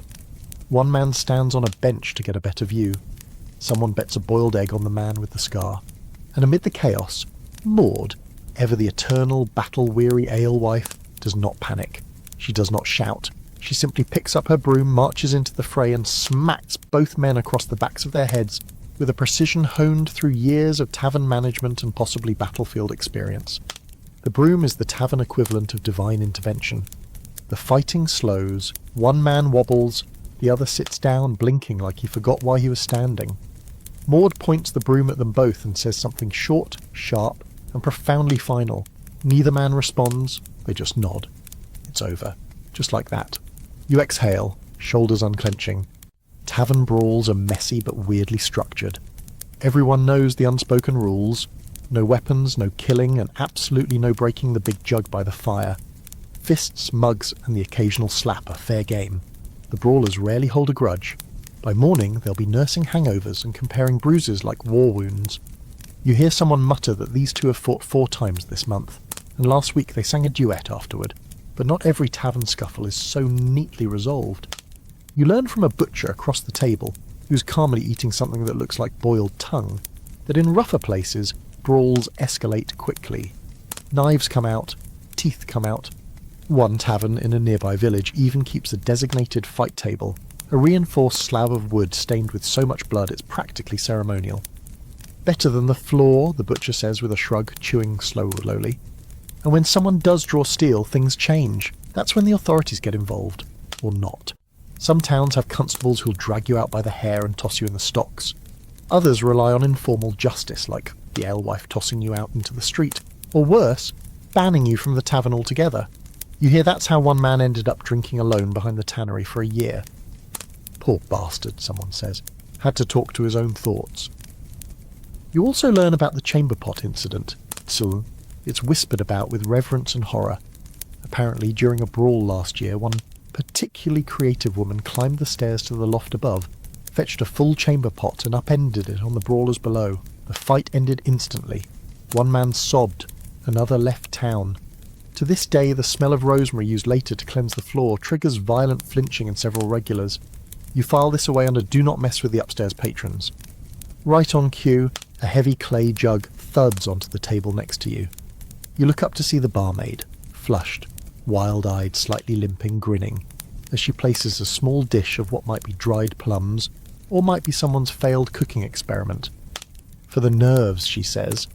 You nod as if that makes sense and sip the new drink. It tastes like spiced apple, soot, and a little bit of courage. Not bad. The brawlers are now back at the table, laughing. One has a black eye blooming like a fresh bruise bouquet, the other is missing a sleeve. Someone puts an arm around both and declares them blood brothers in barley. They toast. Everyone toasts. And just like that, the tavern resets. It's uncanny how quickly things return to normal. The music picks up again. Someone's plucking a lute in the corner, badly but enthusiastically. Dice rattle back onto the table. Someone jokes about starting a brawl league and assigning points for creativity. Another man volunteers to be a judge. but only if bribed with cheese. You notice that the rules of the tavern are fluid but enforced. Not by laws, but by custom, by community, by the quiet pressure of reputation. If you're a known troublemaker, people stop drinking with you. If you pick fights too often, Maud bans you or feeds you the special stew. No one talks about what's in it. Everyone respects it. And if you really cross the line, say you knock over a full barrel or insult someone's dead grandmother, you might find yourself tossed outside, face first into the mud, your shoes missing, and your dignity running off in the opposite direction. The tavern doesn't forget, but it does forgive, if you earn it. As the fire crackles and the laughter resumes, you settle back into your corner, your heart still thumping from the brief adrenaline spike. You raise your mug to your lips and take a long, calming sip. The drink is warmer now, a little flatter, but still good, still yours. And around you the tavern breathes again, smoky, rowdy, and utterly alive. You're mid-sip, enjoying the afterglow of post-brawl calm, when a man in a fine doublet with a crushed feather in his hat stumbles past your table and drops a coin into someone's soup. He doesn't notice, he just keeps us going, bumping into a chair, then a stool, then a wall, like a pinball made of lace and entitlement. You watch, slightly mesmerised, as he attempts to flirt with the barmaid by quoting a poem and then forgets the ending halfway through, replacing the last line with, "And your eyes look like oil fish." This is how you meet the drunk tax collector. Nobody seems particularly thrilled about his presence. A few mutters ripple through the room, and one old man with a scarred lip mutters something like, "God protect my goats." You're about to ask what that means, when the tax collector returns, wobbling toward the centre of the room, arms raised as though inviting applause. "I," he slurs proudly, "am here for the betterment of your kingdom, your purse, and your, well, whatever's left of your pigs." He tries to bow. He does not succeed. Here's the thing about tax collectors in medieval towns. They aren't just paper pushers, they're collectors in the most literal sense. They walk door to door, tavern to tavern, field to muddy field, shaking people down for whatever the crown, church, or local lord says is owed. And they get a cut, which means they're incentivized to squeeze hard. This one apparently has decided to make his rounds after several too many rounds of ale. You wonder if this is strategy, lower resistance when people are too drunk to argue, or if he's simply riding the edge of corruption and incompetence like a particularly determined squirrel on a grease-coated fence. He announces that he's collecting the malt tax, then the ale duty, then something called bench occupation fee. People look at each other, eyebrows raised. Most ignore him. A few toss him the copper coins out of habit or guilt, or just to make him go away. One woman throws him a bone, literally, and he bows as though he's been knighted. He finally reaches your table, breath like boiled cabbage and fermented apples. He leans down and taps your mug with a single damp finger. "Drinking tax," he declares. You open your mouth, unsure whether to argue or laugh, but before you can say a word, he points at your bread crust. "And chewing tax," he adds. "Very expensive, premium chewing, that is." You glance around to see if anyone else is reacting. No one is. This is clearly not his first performance. You hand him a crumb, he pockets it with a flourish. The strange part is, he might actually be a legitimate tax collector. There's no uniform, no ID badge, but he does carry a small leather pouch filled with scribbled notes and what may be tally marks or just doodles of ducks. And in the corner of his parchment, you spot the royal seal, faint but real. Somehow, against all reason, this man represents the crown. Possibly. Another man nearby, broad-balding and clearly fed up, calls out, "Oi! You took my pig tithe twice last month, you thieving porridge." The tax collector raises his arms in mock offence, stumbles backward, and bumps directly into a support beam. The barmaid shouts, "No dying against the timber, we just had it reinforced." He slides down the beam like melting wax, muttering, "Misunderstood genius." Despite his incompetence, or maybe because of it, he's tolerated. Loathed. Yes, but tolerated. That's often the way with local taxmen in this era. They walk the line between authority and public nuisance. No one likes them, but pushing them too far means inviting trouble from someone higher up the chain. And you don't want to draw attention from someone whose idea of due process involves shackles and cold stew. Still, not everyone plays along. You overhear the table next to you debating whether this tax collector is real or just a drunk with good stationery. One man, red-faced and wild-eyed, insists he saw the same guy tried to collect a song tax from a farmer's donkey last week. The donkey kicked him, he says proudly. That was the sound of justice. There's also talk of tax evasion techniques, most of them hilariously ineffective.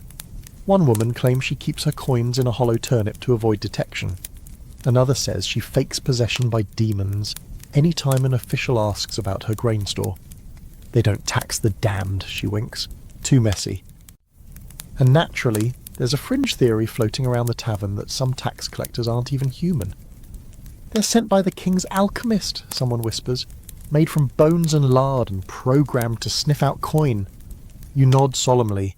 That makes as much sense as anything else tonight. Meanwhile, your friendly neighbourhood collector is now attempting to climb onto a table to deliver what he calls a policy announcement. It starts with, henceforth, all drinking mugs must be registered by moonlight, and ends with him stepping on a spoon and face-planting into someone's stew. No one moves to help him. The barmaid walks over, takes the pouch off his belt, removes a few coins, and tosses it back beside his head. That's for the broken spoon, she mutters. 10 minutes later, he's snoring softly against the side of the hearth, hat pulled over his face, hands clutching a crust of bread like it's legal tender. You're not sure if he's asleep, unconscious, or simply paused. Either way, the tavern slowly returns to its rhythm. The fiddler tunes up again. Dice clatter. Someone pours you another drink with a grin and says, "First one's free, second one's taxed, third one's blessed." You drink to that. What strikes you most about all of this isn't the absurdity, it's the normalcy of it. This is how systems work here. Chaotic, messy, reliant on reputation, personality, and a certain tolerance for nonsense. People joke about taxes in verse, pay in goat cheese, and file complaints by shouting them at clouds, and somehow the world turns anyway. You look at the man still passed out near the hearth, soup drying in his beard, and wonder if he'll wake up remembering anything. Probably not. But his pouch will be lighter, his reputation slightly worse, and his feather permanently soggy. And honestly, you've seen worse bureaucrats. At some point in the middle of the night, when times turn to soup and the walls feel like they're gently pulsing, you're handed a mug of something new.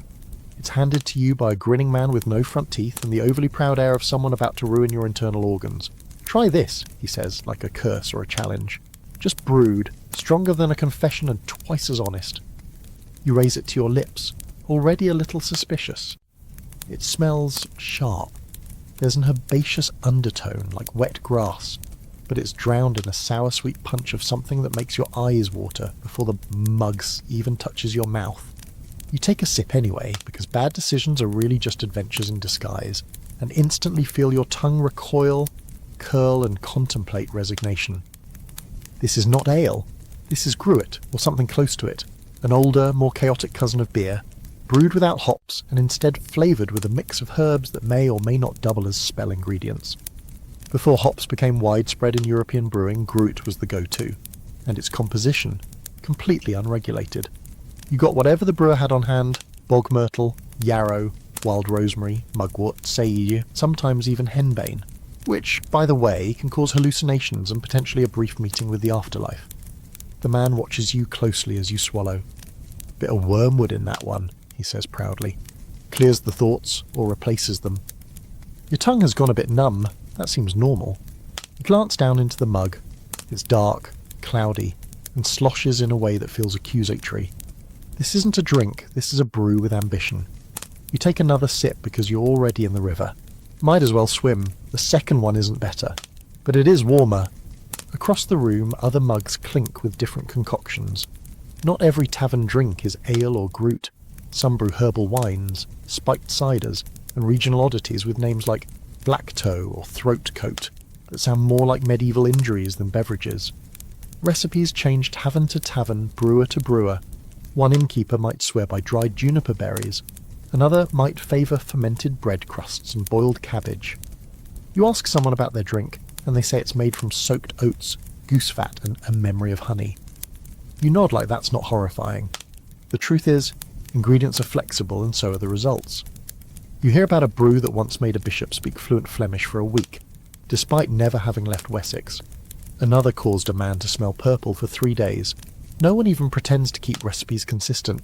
Half the fun is seeing what happens. Each mug is a gamble. You might get pleasantly buzzed. You might meet your ancestors. Someone next to you offers a thimble of something amber and thick. It smells like burnt sugar and pine. Distilled, they whisper, as if sharing a secret. Distilling alcohol in the Middle Ages is still new, mostly practiced in monasteries and apothecaries, but every now and then some ambitious brewer makes an aqua vitae, or water of life, which tastes like what fire feels like in your throat. You sip, you regret. Your vision sharpens and blurs at the same time. Then there's the weird stuff. A man at the next table has a clay pot with a lid. He removes it dramatically and reveals a sludgy grey liquid. "Turnip mead," he announces. Someone claps. Someone else gags. You're offered a taste. You decline. He shrugs and downs it himself with the commitment of a martyr. There's even boozy broth, a warm soup-like drink laced with ale and herbs. You're told it's for the constitution. It smells like stew and beer had an argument and no one won. One sip and you understand why people in this era have a very casual relationship with digestion. In the far corner, someone's trying to make their own cocktail, mixing leftover dregs from several mugs into a tin cup and adding a pickled onion for flair. Alchemist's elixir, they call it.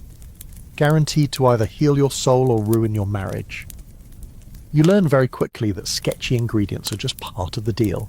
There's no labelling, no purity law, and certainly no concern about allergens. If you're allergic to ragweed or clover or manticore tears, well, good luck. You're drinking whatever survived fermentation and didn't grow fur in the barrel. That's not to say people are careless, they just have different standards. A brew might include animal bones for strength, or charred bread for colour, or even a splash of fish sauce for body. Spices are precious though, and if you taste cinnamon, someone probably pawned a family heirloom to afford it. You overhear a small debate at the table next to you. One man insists that adding sage wards off liver rot. Another claims nettle improves vision. A third insists that the secret is to leave a silver coin in the barrel overnight to kill off evil spirits.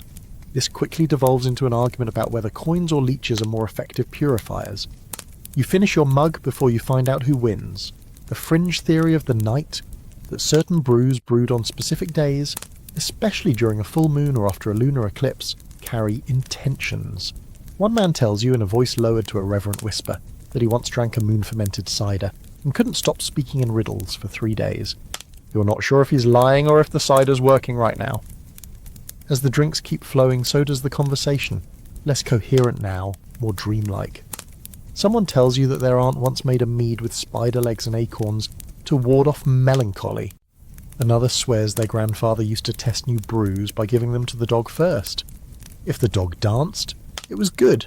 If the dog slept, it was strong. If the dog vanished, it were best left unnamed. You're somewhere between sleepy and vibrating. Your fingertips feel distant. Your tongue is doing its best impression of wool, but the room is warm, full of laughter and clinking mugs and the occasional burp that registers on a spiritual level.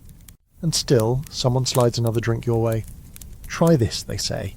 It's got cloves, apples, and a little something I can't pronounce. You raise the mug, knowing full well it might contain thyme, tar, or mild poison. You drink anyway, because if you're going to go down, it might as well be in a vat of bubbling, mystery-stewed medieval madness. You're not sure if you're still seated, or if your body has simply fused with the bench. The sensation of your limbs has drifted into that warm, spongy realm, where everything feels both distant and strangely tingly, like you're being slowly pickled from the inside out. The mug in your hand is now just a friendly shape, and the tavern has morphed into a swirling mass of flickering candlelight, overlapping conversations, and the ever-present sound of someone falling over. But amid this holy mess of humanity, something interesting starts to take shape. You begin to notice the details of who is in the room with you, not just their individual quirks, but their social layers, because medieval taverns are strange places where, against all odds, people from very different walks of life occasionally share the same bench, at least until someone spills something on someone's lap and ruins the whole illusion of civility. Take the man 2 seats down, for instance. His hands are rough, his nails blackened with soot, and his boots have clearly spent more time inside mud than out. But his belt is decent leather, and his wool cloak is the kind that says, "working man who makes decent coin." You figure he's a blacksmith. His shoulders certainly look like they could bend horseshoes into pretzels. He's deep in conversation with a woman whose clothes are plainer, patched and sun-faded, but clean. She's probably a field worker, you guess. though her speech carries that sharp rhythm of someone who knows how to barter, how to manage livestock, and how to tell a drunk to sit down and shut up using only 3 words. Across from them sits a knight, or something close to one. He's younger than you expected, face still half the boy under his scraggly beard, and clearly off-duty. His surcoat is stained with travel grime, and his sword leans against the wall, tied with a scrap of cloth to keep it from clattering to the ground. His boots are too nice for a peasant. He drinks slowly, watching the room with the sort of cautious detachment that says, "I've been trained to stab people, but I'm off the clock right now." What's fascinating is that no one's treating him like royalty. He's just another warm body in the corner. Sure, a few glances slide his way, some admiring, some calculating, but mostly people leave him alone. You realise that in this room, social class matters, but not always. The tavern is one of the few spaces where class boundaries stretch a little. Not disappear exactly, you're not going to find the lord of the manor arm wrestling a Thatcher, but stretch. The rich may drink in separate fancier rooms, sure, but sometimes even they find their way into common spaces when the mood or the wine hits right. And when they do, the rules shift. A merchant in a fur-lined cloak walks in next, blinking at the smoke and dodging a particularly aggressive chicken. He's clearly from the guild class, wealthier, better fed, and deeply uncomfortable with the whole situation. He orders wine, because of course he does, and when told there's only ale, he tries to haggle. Moore does not haggle. He pays double and gets the same stuff as everyone else. You kind of admire that. You hear a whispered joke from someone nearby. The merchant's coin is gold, but his liver's made of cheese. It gets a few chuckles. Then there's a miller, burly and flour-dusted, telling loud jokes that only half the room finds funny. His laugh is contagious, though, and before long he's bought drinks for his corner of the tavern and is performing an improvised jig that somehow includes 3 spoons and an alarming amount of thigh. In the very back, almost unnoticed, sits a man in a cloak that's too long, too dark, and too still. You don't know if he's noble or criminal or both. You don't ask. No one does. He's left alone, mostly. Everyone knows that some people pay for silence with heavy coin, and heavier consequences. Despite the mingling, there are still tells, little signs that social class hasn't gone entirely out the window. It's in the accents. The way some folks say mead versus med. It's in how people sit, how they hold their mugs, how confidently they move through the room. You watch as a group of Thatchers, burly and loud, shift subtly to give space when the young knight gets up to pass. Not because he asked, but because centuries of instinct told them to. But alcohol is the great equalizer. After enough mugs, people start to blur. Titles don't carry much weight when you're too drunk to say your own name. The merchant is singing now, badly but enthusiastically. The blacksmith has his arm around the field worker. The knight is arguing with the miller about the merits of oat ale versus barley ale, a debate that has apparently reached the pantomime phase. There's also the class of professional drinkers, regulars who've turned tavern-going into a lifestyle. One old man with no teeth but 5 tankards in front of him is humming a song no one else knows. Another woman, hair tied up in a scarf, has been quietly playing cards and slowly, methodically winning all the bread crusts at her table. These people aren't nobles or peasants or merchants. They're just part of the furniture now, woven into the walls like the smell of boiled onions. You learn from a man with a cider-stained beard that in some towns, guilds have their own taverns. Tailors have their tap rooms. Tanners drink with their own kind. You don't want to mix sweat like that, he says, poking your shoulder for emphasis. But in places like this, a crossroads inn, a village hub, everyone ends up under the same smoky ceiling, if only for a few hours. That's not to say it's all kumbaya and hugs. Fights still break out. Resentments simmer. Someone throws a sharp look at the knight when he brags too loudly about a fox hunt. Someone else mumbles about taxes and guild corruption. But tonight, at least, the beer is thick enough to hold those tensions down at the bottom of the mug. You raise your own drink and catch the blacksmith's eye. He raises his back. There's a moment of mutual blurry understanding. You're from different worlds. But here, right now, you're just 2 people sharing bad ale, sticky benches, and a rapidly declining sense of balance. And really, isn't that what society's all about? The blacksmith beside you leans in, eyes glossy and breath thick with barley, and says in a tone just above a whisper, "Don't toast with your left hand." You blink, unsure if you heard him correctly, and he repeats it, slower this time, as if sharing an ancient and dangerous secret. Left hand, bad omen, never ends well. Then he taps your mug with his right, downs what's left in one gulp, and belches like a thunderclap from the heavens. No further explanation, no follow-up, just stares at the wall like he's remembering something that haunts him to this day. That's your introduction to tavern superstitions, a whole underworld of rules, taboos, rituals, and old wives' tales that cling to the rafters like smoke. They're rarely written down, always evolving, and entirely non-negotiable for the locals who believe in them. And whether you believe or not, you find yourself following them. Because once someone whispers that a spilled drink means someone will die unmarried, well, you're not taking chances. The woman across the room knocks her mug over, sending a puddle of weak cider across the table. The room goes quiet for a half-beat.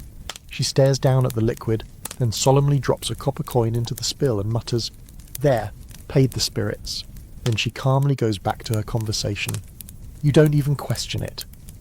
Turns out taverns are steeped in folklore, little rituals passed down through generations like heirlooms. You learn them gradually, like social instincts. If your mug cracks, don't drink from it. It means the devil's marked it. If someone toasts without making eye contact, they're hiding something. And under no circumstances should you drink from a mug left unattended for more than 3 minutes. Could be cursed, someone says, or could be full of spit. Honestly, both seem equally plausible. The belief in spirit interference is strong. People here don't just drink with friends, they drink with the dead. Some even pour a few drops from their first mug onto the floor before they sip. For those who can't join us, they say, it's part respect, part protection. The idea is simple. If you don't give the dead their due, they'll take their revenge. By souring your beer, muddling your luck, or worse, leading you to sing naked in the street until dawn. You're assured this has happened more than once. There are specific superstitions about what you drink too. Dark ale is for mourning, pale ale for new beginnings. Mead is said to attract love, especially if brewed during a full moon. And if your drink has bubbles that cling to the side of the mug, someone is talking about you behind your back. Probably your cousin. You always suspected her. Some superstitions are stranger. A man insists that you should never toast with a spoon in your pocket. You don't know why. Neither does he. It's just bad, he says, with the finality of someone who once did it and barely survived. Another claims that if you drink the last sip in your mug too slowly, it invites a demon into your dreams. You take a long, decisive gulp and nod politely. You also learn about drunken omens. Hiccups mean you've been cursed. Sudden sneezing during a toast means someone you love is in danger. If a fly lands in your mug, it's good luck, unless the fly drowns. Then it's very bad luck, and you're advised to leave the tavern immediately and spend the night in a church pew. A woman with bright eyes and calloused fingers explains that you must never clink mugs across a threshold. Drinks shared between rooms invite division. You're not sure what that means, but when she offers a toast, you step all the way into the room first. She nods, approving. Another tavern-goer, older, smelling like damp hay and cinnamon, leans in and shares a particularly odd piece of advice. If your mug handle breaks off while drinking, your next child will be born with sharp teeth. You're not planning on having children tonight, or ever, but you clutch your mug a little tighter just in case. Even the layout of the tavern is said to have meaning. Sitting with your back to the door? Unlucky. Drinking under a beam? Neutral. Sitting directly across from the hearth? Excellent, though it may make you fall in love, temporarily, with the first person who hands you a refill. You scoff, but when a stranger brings you a fresh mug and winks, you feel your stomach flutter. Coincidence? Maybe. Or maybe the beer's just strong enough now to count as a relationship. As the night creeps along and more mugs are emptied than refilled, these superstitions start to feel less like quaint beliefs and more like tavern lore. You hear of travellers who ignored the rules, like the man who lit a candle with the wrong hand and woke up in a ditch with a chicken tied to his belt, or the woman who refused to toast St. Bridget's name and had sour ale for 6 years straight. And speaking of saints, the tavern is littered with half-religious charms. St. Arnold, patron of brewers, gets mentioned often. His image hangs above the hearth in smudged paint, holding a mug and a staff. Keeps the ale from turning, someone mutters, and the barmaids from stabbing each other. There are whispers about magic brews, ones that only work if blessed under certain stars or stirred counterclockwise while reciting a protection verse. Some people believe certain drinkers can taste bad luck in their ale. They are called bitter tongues, and no one will drink after them. You spot one such man, pointed out by a cluster of whispering farmers, and notice that he drinks alone. Every night, no exceptions. The more you listen, the more you realise these superstitions serve a purpose. In a world where science is more idea than reality, people use belief to make sense of what happens in the bottom of their mugs. Why someone gets sick, why a batch spoils, why your best friend turns into a dancing fool every time the fiddler plays that one cursed song about the miller's daughter. It's not just fear, it's meaning-making, a way to navigate the chaos of booze, bad luck and unpredictable company. And as someone nearby spills their drink and everyone else instinctively spits over their shoulder, once for luck, twice for safety, 3 times to ward off goats, you find yourself doing the same. Because in this tavern, superstition isn't silly, it's survival. There's a knock at the door, 3 sharp raps that silence the room like a needle scratching across a lute string. It's not dramatic, not even loud, but something in the rhythm puts the entire tavern on pause. A few heads turn, one man stiffens, another quietly moves his mug closer to his chest. Even Maud, who hasn't flinched once all night, wipes her hands on her apron and mutters, "That'll be the taster." Moments later, the door creaks open, and a stout man steps inside. He's not impressive at first glance, round belly, rounder face, and eyes half-lidded, like he's perpetually unimpressed by everything in existence. But slung over his shoulder is a short staff marked with black notches, and dangling from his belt is a battered pewter spoon. The room parts for him the way a field does for a plough. He's the ale taster, and in this world, that means he's half health inspector, half executioner of bad brewing dreams. He makes his way through the room with casual authority, stopping at barrels like a priest checking the pews for sin. At each one, he ladles out a sample into his wooden bowl, sniffs deeply, swirls it, and takes a sip. It's not a performance, it's a judgment. You watch his face for reactions like it's a poker game. A twitch of the nose, a pause between swirls. Every move means something. The brewer's fate may rest in how long he holds that first sip. Maud watches from behind the bar, arms folded. She's not smiling. You get the impression she's seen tasters come and go, some fair, some crooked, but none capable of cowing her. Still, this matters. If her ale's judged subpar, she could be fined. If it's unsafe, sour, spoiled or lethal, she could lose her right to brew altogether. And in this town that might as well be exile. The ale taster samples 3 barrels before turning to the one closest to your table, the one you're currently halfway through. He dips his spoon, sniffs once, then twice. His brow furrows. He sips. His mouth works silently. Then he nods. Approval. Quiet, unceremonious, but firm. Maud lets out a breath through her nose and returns to wiping mugs with exaggerated calm. Around you, the tension in the air slowly releases, like steam from a cracked lid. People resume talking, the fiddler picks up where he left off. You glance down at your drink and wonder what might have happened if that sip had gone the other way. See, in medieval England and much of Europe, local ale tasters, or ale conners, were part of a larger system of community enforcement. Brewing was serious business, both economically and biologically. A bad batch of ale could sicken a village, a weak one could invite accusations of cheating. So towns appointed tasters to inspect, evaluate and theoretically ensure quality. They weren't always experts, but they had authority, and more importantly a literal taste for corruption if they were so inclined. The joke goes, an honest ale connor's as rare as a clean chamber pot. You suspect this particular one falls somewhere in the middle, gruff but fair. He sits down near the fire now, ladle still damp, and accepts a mug from someone with a wink and a grunt. Whether he paid for it is unclear. Probably not. You hear whispers of what happened last month, when a nearby tavern was found watering down its ale with ditch runoff. The taster slapped them with a hefty fine, and publicly declared the brewer a man of weak barley and weaker morals. He also, for dramatic effect, spat the sample onto the tavern floor and refused to let anyone mop it up for a week. Let it remind them, he'd said, before storming out in a cloud of self-importance and ale vapour. But tasters aren't just about taste. They're tied to a whole framework of local ale laws, regulations passed down by borough councils, guilds, and sometimes just made up by whoever's loudest at the town meeting. You can't brew too strong without a licence. You can't sell ale that's too weak, too warm or too cloudy, unless you're in a village where cloudiness is considered a sign of freshness, in which case clarity is a crime. It's confusing, it's contradictory, and it's absolutely enforced with the kind of zeal usually reserved for religious doctrine or sheep theft. That's why ale barrels are often marked with chalk symbols. A crude star for strong, a line for weak, a symbol resembling a coiled snake for don't ask, just drink. If the ale taster finds a mismatch between symbol and strength, you could lose more than your reputation. You could lose your livelihood. One table over, a man in a brewer's apron tells a story about a taster who demanded that every new barrel be blessed with a chant. Said it helped his digestion, the man snorts. What it helped was his ability to drink 20 mugs and still walk home. You also hear that some tasters carry small slivers of silver or lead, which they dip into the ale to detect poisonous herbs or dodgy additives. If the metal tarnishes, the ale's condemned. You look at your own mug and briefly wonder how many untested brews have passed your lips tonight. Too late now, but not all brewers fear the taster.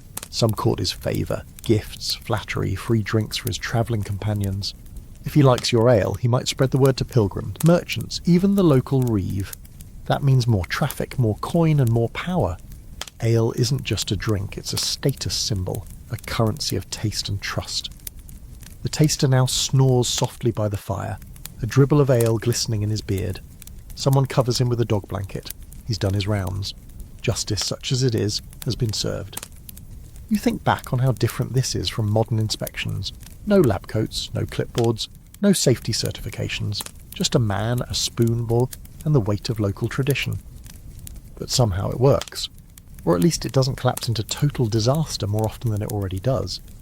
And as you sip what remains in your mug, a rich, earthy brew with a hint of something herbal, you find yourself grateful for the brief reassurance that someone, somewhere, has tasted this and said, yes, this won't kill you, probably. It's not exactly a glowing Yelp review, but it's enough. You wake up with a dried pea stuck to your cheek, your tongue feeling like it's been used to clean old boots, and a vague recollection of singing a duet with someone's goose. The tavern is quieter now, but not asleep. A few fires still crackle, a couple of diehards are snoring under tables. Someone's softly playing a melody on a broken harp, which sounds mostly like distant weeping. And you're discovering what it means to have a medieval hangover. There's no aspirin here, no vitamin water, no greasy diner breakfast where the server calls you honey and pretends not to judge. There's just you, your dried pea, the remains of stale bread on a plate beside you, and the overwhelming sensation that your skull has been borrowed, dented, and poorly reassembled. You sit up slowly, very slowly, your back protests. Your joints feel medieval in the worst sense. Your brain is a small, unhappy bird flapping around behind your eyes. And worst of all, someone nearby is chewing loudly. On purpose, with open mouth movements like a cow who's never heard of manners. It's enough to make you question every decision you've ever made, starting with stepping into this tavern. Hangovers in the Middle Ages aren't considered abnormal or even particularly concerning. They're just part of the natural consequence cycle. You drink, you wake up miserable, you blame the moon, your neighbour, or perhaps a hex, and then you do it all again the next night. You try to stand, your knees disagree, you remain seated. Someone notices your struggle and slides over a mug of something warm and thick. Morning broth, they grunt. It's brownish, smells of turnip and sorrow, and has a thin, oily sheen across the top. You take a tentative sip. It tastes like water that's argued with meat but didn't quite win. Still, it warms your belly and helps your stomach decide not to eject itself from your body just yet. In medieval taverns, hangover cures are equal parts superstition, guesswork, and sheer desperation. One man swears by raw eggs in sour ale. Another recommends chewing on dried mint leaves while chanting a hymn backward. A woman with extremely focused eyes insists that rubbing a dead mole against your temple will chase away the drink demon. You smile politely and turn down her offer of a spare mole. The most common remedy? More ale. Hair of the dog, they call it. But here, it's less a folk saying and more a survival tactic. Many patrons don't so much recover from drinking as glide seamlessly from last night's buzz into this morning's re-drunk. You spot a man who's been unconscious for at least an hour, suddenly rise like a creaky zombie, grab a jug, take a deep swig and sit back down with a satisfied grunt. His wife, seated beside him, continues knitting like this is entirely normal. You get up and stumble toward the hearth, hoping heat will bring clarity. Instead, you step in something that squelches and squishes. You freeze. You don't look down, you move on. You pass a man holding his head and whispering prayers. He opens one eye and says, "Too many jugs, not enough saints." You nod like this is deeply profound. Maybe it is, maybe everything is in this state. The barmaid, now much less amused than she was last night, is dragging buckets of water across the floor and occasionally slapping a mop at something unmentionable. She glares at the passed-out friar in the corner and mutters something about pious pigs. No one corrects her. You ask about remedies. She snorts. Sleep, bread, and if you can find one, an honest apothecary. She tosses you a small loaf that's hard enough to double as a weapon. You nibble at it anyway, wondering if medieval dentistry was just praying the bread softened before your teeth cracked. An old woman seated near the fire claims she has a cure-all tonic. She pulls out a flask and tells you it's made of rosemary, vinegar, boiled garlic, and a dash of crushed oyster shell. You take one whiff and nearly pass out again. She grins and drinks it herself without flinching. You begin to suspect she's immortal. You spot a younger lad trying to impress a cluster of listeners with his own hangover cure. Let a chicken peck your toes while you hum a drinking song. One man asks, deadpan, which song? They argue for 10 minutes. The chicken in question waddles by and pecks the lad on the ankle unprompted. He declares it a sign and vomits into a bucket. Not all cures are gross. Some are just weirdly hopeful. A man whispers that drinking ale brewed under a waxing crescent moon can reverse any hangover. Another says sleeping with a clove of garlic under your tongue ensures dreams of clarity and waking without pain. A third recommends slapping your own face 10 times, then biting a coin. You try none of these, but someone behind you does all 3 in rapid succession and immediately walks into a post. Still, you do your best to reassemble yourself with the tools available. A half-empty mug, some sad bread, and a chair leg to lean on. You take slow sips of weak ale, watered down, lukewarm, but surprisingly helpful. It coats your mouth, soothes your throat, and reminds your body that hydration is technically a thing. After a few minutes, you can think in complete sentences again. Mostly. You learn that some taverns offer recovery breakfasts, stews, soft-boiled eggs, whatever's left from last night that hasn't sprouted legs. The theory is that warm food grounds the spirit and retethers the body. The practice is less poetic and more desperate chewing, while trying not to make eye contact with your reflection in the bottom of the mug. You catch a glimpse of yourself in a scratched piece of polished brass hanging on the wall. Your hair looks like a haystack that lost a fight. Your eyes resemble 2 pickled raisins floating in shame. You're pretty sure your breath could start a fire. You wink at your reflection. It doesn't wink back. You move on. Eventually the tavern starts to stir again. New patrons shuffle in. Early risers with coin and purpose. A man carrying turnips. A woman with a goose under one arm. They nod at the wreckage of the previous night without comment. This is normal. This is Tuesday. You somehow are still here. You down the last of your ale. Take a deep breath and feel just slightly more alive. The hangover isn't gone, but it's been wrestled into submission, like a very drunk dog that has agreed to lie down for a bit if you promise not to make loud noises. And you know, deep down, that you're probably going to do this all again. Eventually. You're still reassembling yourself when you notice her. She's carrying a tray, wooden, scratched, slanted slightly from one uneven leg, and overloaded with mugs, but she moves like she's balancing feathers. Her skirt is hiked up just enough to avoid the sticky patches on the rush-covered floor, and her eyes, sharp as a butcher's knife and twice as likely to make a man bleed, scan the room like she owns it, which in a way she probably does. Not on paper, maybe, but in practice, this is her territory. You've met your first medieval barmaid, and she is both queen and battlefield medic in equal measure. She passes your table and flashes a tired, maybe almost smile, and you feel something shift in your already alcohol-soaked soul. Maybe it's the ache of your hangover or the way she just expertly dodged a collapsing stool without spilling a single mug. But for a flickering moment, you're half in love, and you're not alone. Every other person in this tavern seems to have some kind of history with her. Actual, imagined, or wishfully intoxicated. A merchant tries to compliment her by comparing her to a well-fed goose. She doesn't break stride. A shepherd offers her a half-rotted apple as a token. She takes it, sniffs it, and tosses it into the fire without missing a beat. A friar, maybe the same one from last night, proposes marriage in slurred Latin. She pats his head like a child and moves on. The thing is, romance in the medieval tavern is less Shakespeare and more sweaty pickup lines shouted over a plate of beans. And yet, in this dim, smoky world where everyone smells like damp wool and pickled onions, people still try. Maybe it's the drink, maybe it's the way dim lighting hides most sins, Maybe it's because in a world with so little softness, any gesture of affection feels like gold. You overhear a lad trying to charm a barmaid with a riddle about an ox and a pear tree. He messes up the punchline and ends with, "And that's why I have no shoes." She just walks away. You sympathise. Someone nearby offers advice. You want her heart? Compliment her ladle. No one ever does.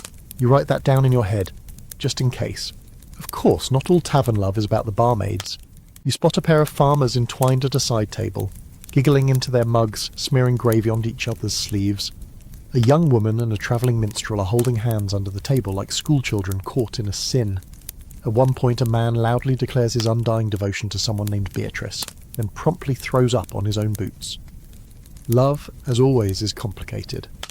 The truth is, taverns are one of the few social spaces where flirting is allowed, even encouraged, so long as it doesn't tip into violence or theft.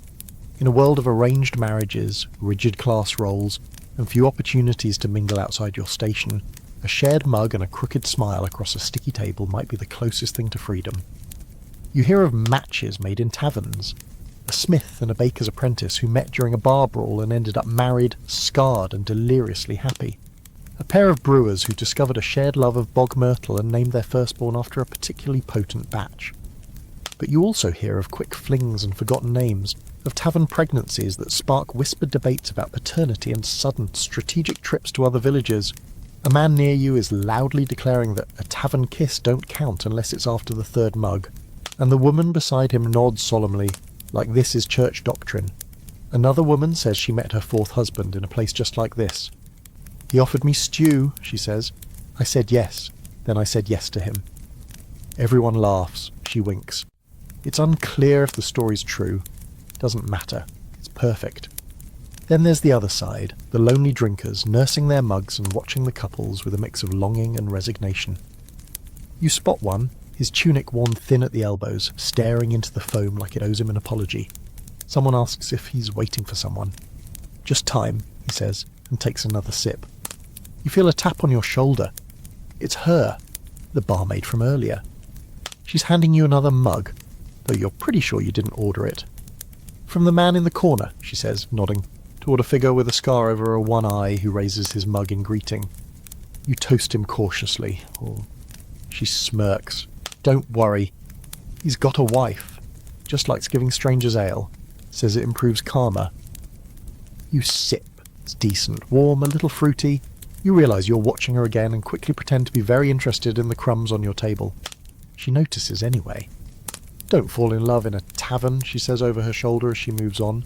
"The morning's always uglier than the night promised." Words to live by. But despite the warning, people do fall in love in taverns, or something that feels like love at least. They share stories, secrets, songs. They make promises with ale-soaked breath and crossed fingers. They forget names and remember eyes. And sometimes, just sometimes, it lasts. You hear tales of courtships born over spilled mugs and shared hangovers, of lords marrying commoners they met in roadside inns, of nobles who ran away with barmaids, choosing love over land.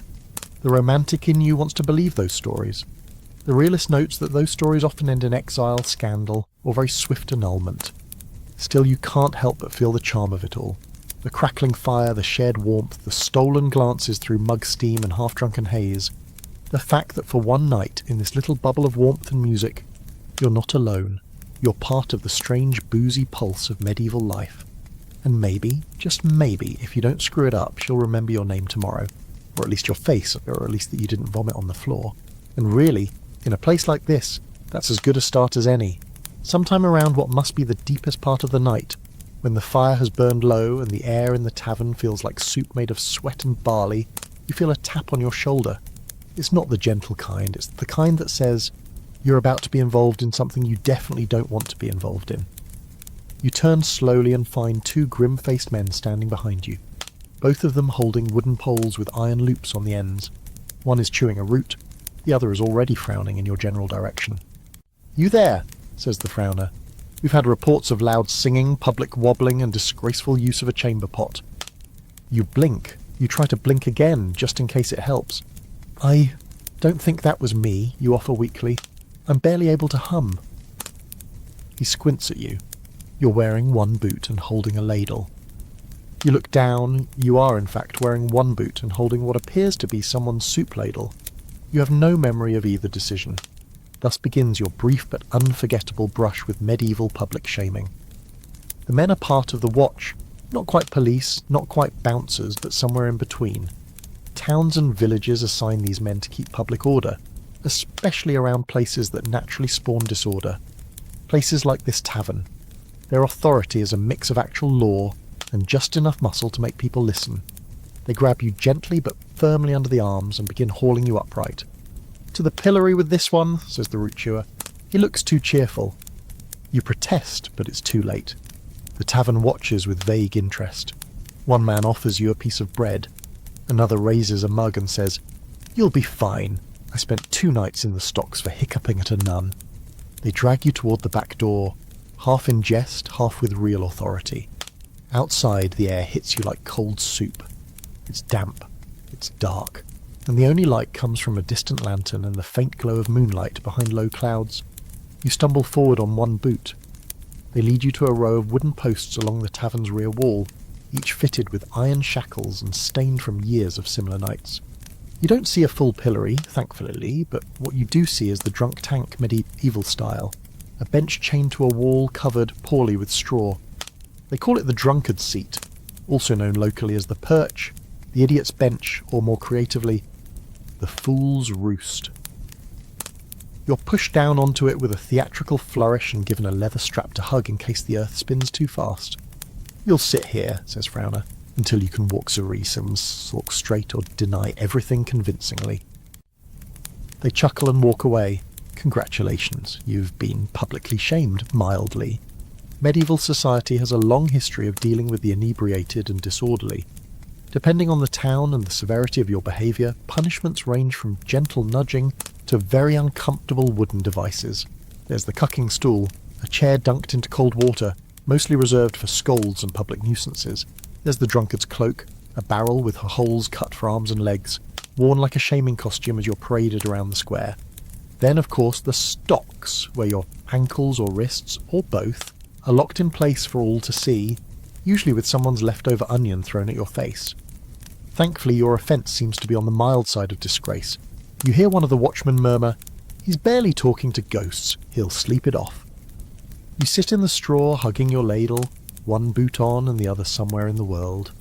The night air is sobering, not in a philosophical, life-changing way, just literally. It's cold and you start to feel each ache from your bones, each bruise from the bench, and each shameful inch of last night's mistakes creeping back into memory. Someone throws a blanket over you. You look up and it's the barmaid. Of course it is. "You were singing about turnips," she says, very earnestly. You groan. She drops a crust of bread in your lap. "Better than last week," she adds. "Last week someone tried to baptize the cat." She leaves before you can reply. You pick at the bread and look around. You're not the only one here. Down the row, another man snores loudly into a hay bale.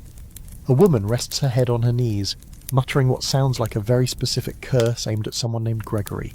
A third figure, half covered in an old cloak, simply rocks back and forth, whispering a song that might have once been a lullaby or a threat. Hard to say. You realise the bench isn't about punishment, it's about containment, a way to stop the party before it tips into chaos. If someone goes too far, they're pulled out, made an example of, and given a place to sit and think. Whether they actually think is another matter. For some it's just a pause, for others it's humiliation. If your friends walk by and see you, expect to hear about it for weeks. If your enemies walk by, well, hope you weren't wearing your nicest tunic. There's a story going around the tavern, someone tells it every week, about the time a local reeve got so drunk he arrested himself. Locked himself in the stocks, lost the key and had to bribe a passing sheep herder to set him free. Justice, they call it. Ugly and symmetrical. You think about that as you chew your stale bread and fight sleep. Somewhere behind the tavern, the goat bleats mournfully. You consider bleating back. You don't. Eventually the tavern door creaks open. Frowner returns, checks your eyes, nods once. "Less wobble in the pupils," he says. "You'll live." He unlatches the chain and helps you up. You wobble, he doesn't notice. Inside, the warmth hits you again, muggy, smoky and full of noise. You limp back to your bench and settle in, ladle still in hand. No one mocks you, no one even mentions it, because in the tavern, everyone ends up on the bench eventually. It's just a matter of time. The fire is low again, sputtering now and then like it's had enough of this night and everyone in it. You're slouched deep into your bench, still warm from your brief exile outside, nursing your third, I swear this is my last one mug, when the tavern door swings open with a gust of night air and a whole lot of noise. A group stumbles in, trailing laughter and perfume and something that smells suspiciously like boiled lavender. You don't even need to guess. They're nobles. Or at least noble adjacent, which is sometimes worse. The kind of people who don't so much walk into a tavern as arrive in it. They sweep in like they expect trumpets, shedding cloaks and gloves and pretences in equal measure. You can tell instantly who they are by the fabrics. Soft, colourful, stitched where yours is frayed, layered where yours is patched. One wears a doublet so fine it probably costs more than this entire tavern's annual barley supply. Another's shoes are pointed so sharply they could injure livestock. Everyone in the room clocks them. Conversations pause just slightly. Mugs lower, eyes narrow or widen depending on who's thinking. Ah, coin and who's thinking. Ah, trouble. Maud lifts her chin slightly but says nothing. She knows this game. Nobles don't usually drink with commoners. That's what private parlours and well-stocked wine cellars are for. But every now and then, during festivals, hunting, trips, or on a dare, they step down from their velvet towers and slum it with the barley-stained masses, sometimes for fun, sometimes out of rebellion, sometimes just to watch people flinch. This group looks like they're here for fun, but the kind of fun that costs someone else their teeth. They immediately commandeer a large table near the hearth, brushing aside a sleeping woodcutter without so much as an apology. One of them kicks over a stool and laughs. Another tosses a few coins on the table like breadcrumbs to peasants. The message is clear. We're here, we're rich, and we expect to be entertained. Drinks are ordered, wine naturally, even though you know the tavern's wine stock is basically just red, redder, and danger.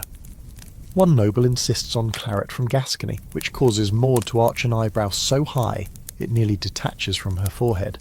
She vanishes into the back and returns with something vaguely purplish in a chipped jug. The noble drinks it, coughs violently, and declares it full-bodied. His friends cheer. Then the music starts. One of the nobles, lean, absurdly blonde, and clearly used to being the centre of any room, pulls a lute from nowhere, strums a few lazy chords, and begins to sing. It's a hunting song, full of dogs and horns and the occasional metaphor about swans that probably isn't appropriate. His voice isn't bad, but his smugness is louder. The table claps along, more interested in his jawline than his talent. A few locals try to join in. They hum, they raise their mugs, they nod. But there's a tension in the air, the kind that always arrives when power meets ale. The nobles don't mind the company, until they do, and when they do, things get messy. One man, likely a farmhand judging by the mud-caked tunic and the hands like cracked leather, makes the mistake of laughing a little too hard at a noble's joke. Not at him, just near him. The noble turns, smiles thinly, and dumps the rest of his wine into the man's lap. "Oops," he says, not sounding sorry. The room freezes. The farmhand stares down at his lap, then up at the man who just wine-baptized him. He looks like he's deciding whether to punch him or cry. In the end, he does neither. He stands, nods once, and walks out. No one stops him. The door closes softly behind him, a quiet punctuation mark in a room full of unspoken sentences. You feel something shift in your chest. That was ugly. That was normal. Because when nobles party too hard, they don't just risk their own dignity. They throw elbows at everyone else's. They can afford to act like fools. Their hangovers come with feather pillows and forgiving scribes. Yours come with a boot to the ribs and maybe a fine for disturbing the peace. Still, the room starts to ease back into its rhythm. A few jokes are cracked. The local fiddler picks up a tune again, something loud and fast enough to drown out the sour taste left by the wine stunt. You sip your ale and watch the noble table. One of them has now climbed onto the bench and is attempting to dance. It's not going well. He sways, stumbles, and narrowly avoids the fire. He throws his arms out and shouts something in French. No one answers. He looks offended by the silence. Then slowly he starts to wobble. You can see it coming. His face changes. He turns pale. He covers his mouth, sways forward, then vomits into his own goblet. He holds it there for a second, as if unsure what just happened, then sets it gently on the table like a gift. Everyone nearby scoots away. One woman giggles, another man claps, because apparently noble etiquette stops at digestion. No one removes the goblet, it just sits there, glowing with warning. Eventually the noble leans back, sighs heavily, and begins to snore with impressive volume. His friends step around him like furniture. One tries to sketch something rude on his forehead with soot. Another steals his coin pouch. No one intervenes. Maud walks over, takes the goblet with 2 fingers, dumps it into a bucket, and walks away without breaking stride. Because this isn't her first noble disaster. You learn that some taverns ban nobles outright. Others give them a private room, far from the common drinkers. But this one just waits them out. Eventually they'll pass out, wander off, or get bored. The common folk will sweep up the coins, the shame and the spilled wine, and things will return to normal. Until the next one arrives. As you finish your drink, you glance around at the tavern. The faces worn with hard lives, the quiet laughter, the calloused hands around mugs. You raise your ale to no one in particular, then drink deeply, savouring the warm, honest burn of barley and bitterness. And you think, not for the first time tonight, I'd rather be a peasant with beer than a noble with a goblet full of puke. You've just watched a noble vomit into his own goblet, and fall asleep with the serene expression of a man who's convinced no one will ever hold him accountable. The tavern has absorbed the moment with the sort of resignation that only comes from centuries of witnessing the exact same thing happen over and over again. And just when you think it's safe to relax, someone at a nearby table slams their hand down and shouts, "Court is in session." A cheer erupts, and before you can even question what's happening, a large stool is dragged into the centre of the room and ceremoniously declared the throne of justice. Welcome to Drunk Court, a beloved, unofficial tradition where the ale flows like logic, the laws are made up on the spot, and everyone is somehow both guilty and not sober enough to care. The judge is a butcher with a stained apron, 1 tooth, and a surprisingly regal bearing. He bangs a wooden spoon against an empty jug and bellows, "Bring forth the accused!" A murmur rises as names are shouted from every corner.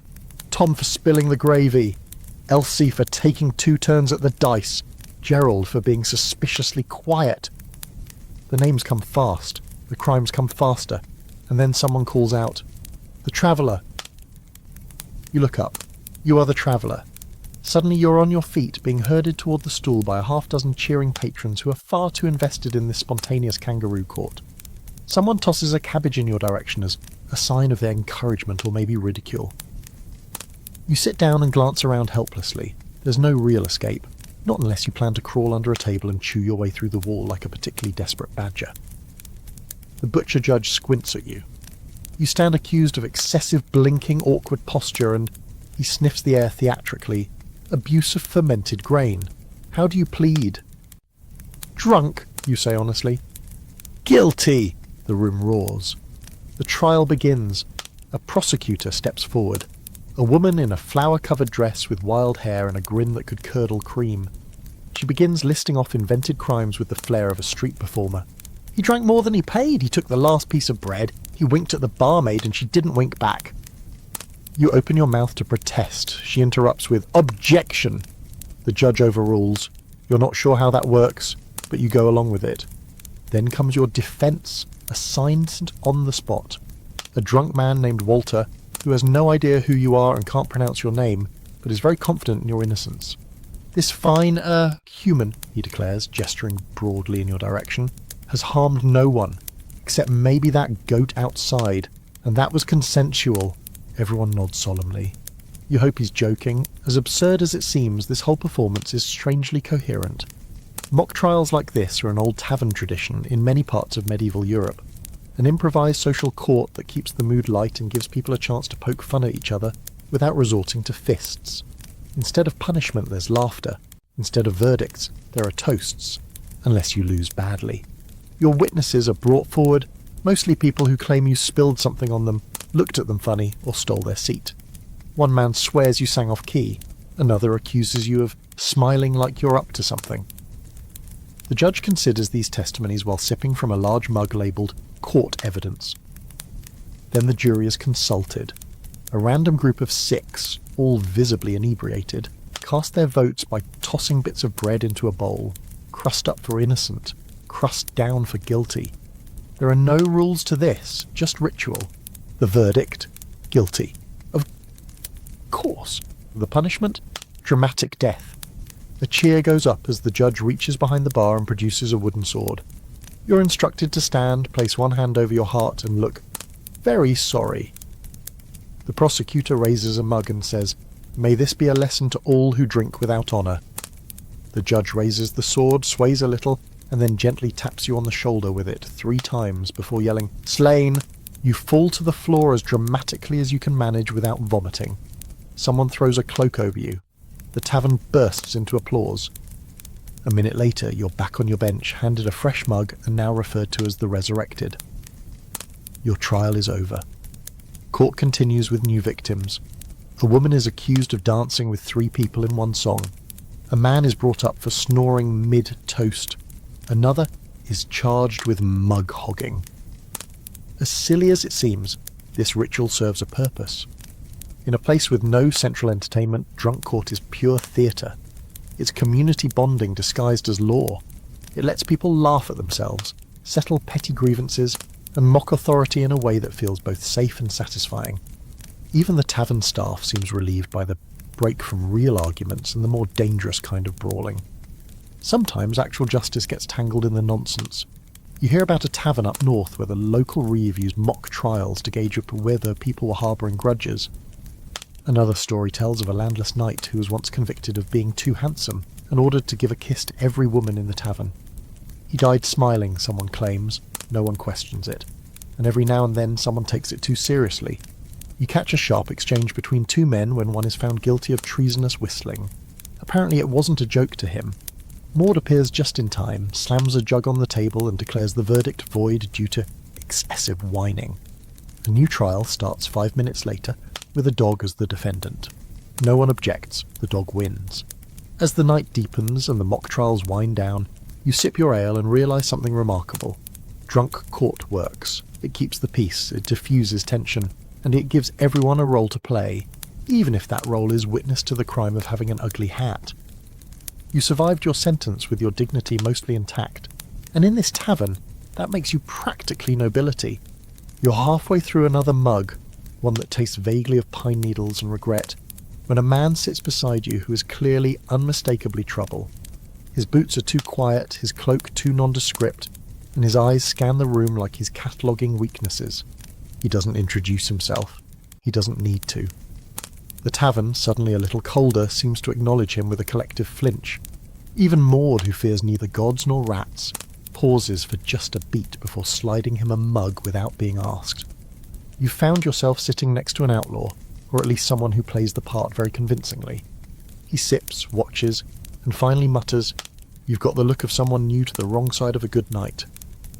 You give him a weak smile and nod, just passing through. "That's what they all say," he says, with the faintest smile of someone who's heard it from both travellers and bounty hunters. Around you, the tavern hums like nothing's changed, but there's a subtle shift in posture now, back straighter, laughter just a little forced, because everyone knows that sometimes these taverns host more than tired farmers and thirsty pilgrims. Sometimes they play safe house to people on the run, bandits, deserters, smugglers, and all the other shades of grey that medieval justice doesn't make room for. And then there are the unlicensed taverns, those little side-room speakeasies tucked into alleys or basements, serving unregulated ale to people who don't want questions and certainly aren't answering any. This place might be legal, but you're starting to think it's got a soft spot for legal adjacent activities. The man beside you gestures with his mug. "You ever drink in a cellar with no stairs?" You squint. "That's not a thing." "Oh, it's a thing. You jump in, you drink, and you climb out when you can still feel your knees. If you can't, well, someone usually checks in the morning."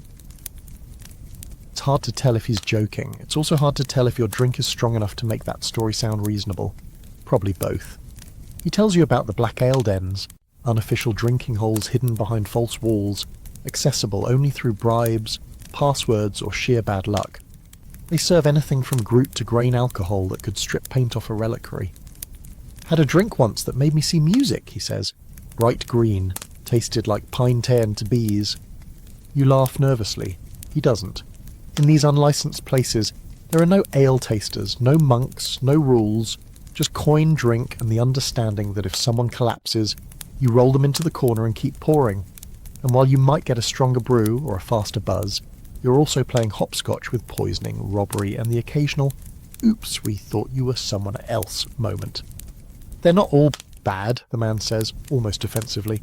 Some are just run by folks who can't afford the taxes, or got banned for no good reason. He shrugs. Maybe their ale was too good? You raise an eyebrow. Is that possible? He leans in slightly. Anything's possible when the Lord's cousin has a brewing license and you don't. It's a reminder that beneath the warm surface of tavern culture lies a very medieval truth. Control equals power. And that includes control over who gets to sell alcohol and where. Brewing licenses are handed out not always to the best, but to the best connected. So if your brew is popular but your politics are poor, you might find yourself unofficial real fast. And that means you either shut down or go underground. Some of the most famous outlaw dens are built in places no one would think to check. Abandoned mills, ruined chapels, even forest clearings marked only by certain trees tied with cloth. You hear of one that floats on a barge down the river, never docking in the same place twice. They call it the Drunken Duck, someone says. No sign, you follow the smell.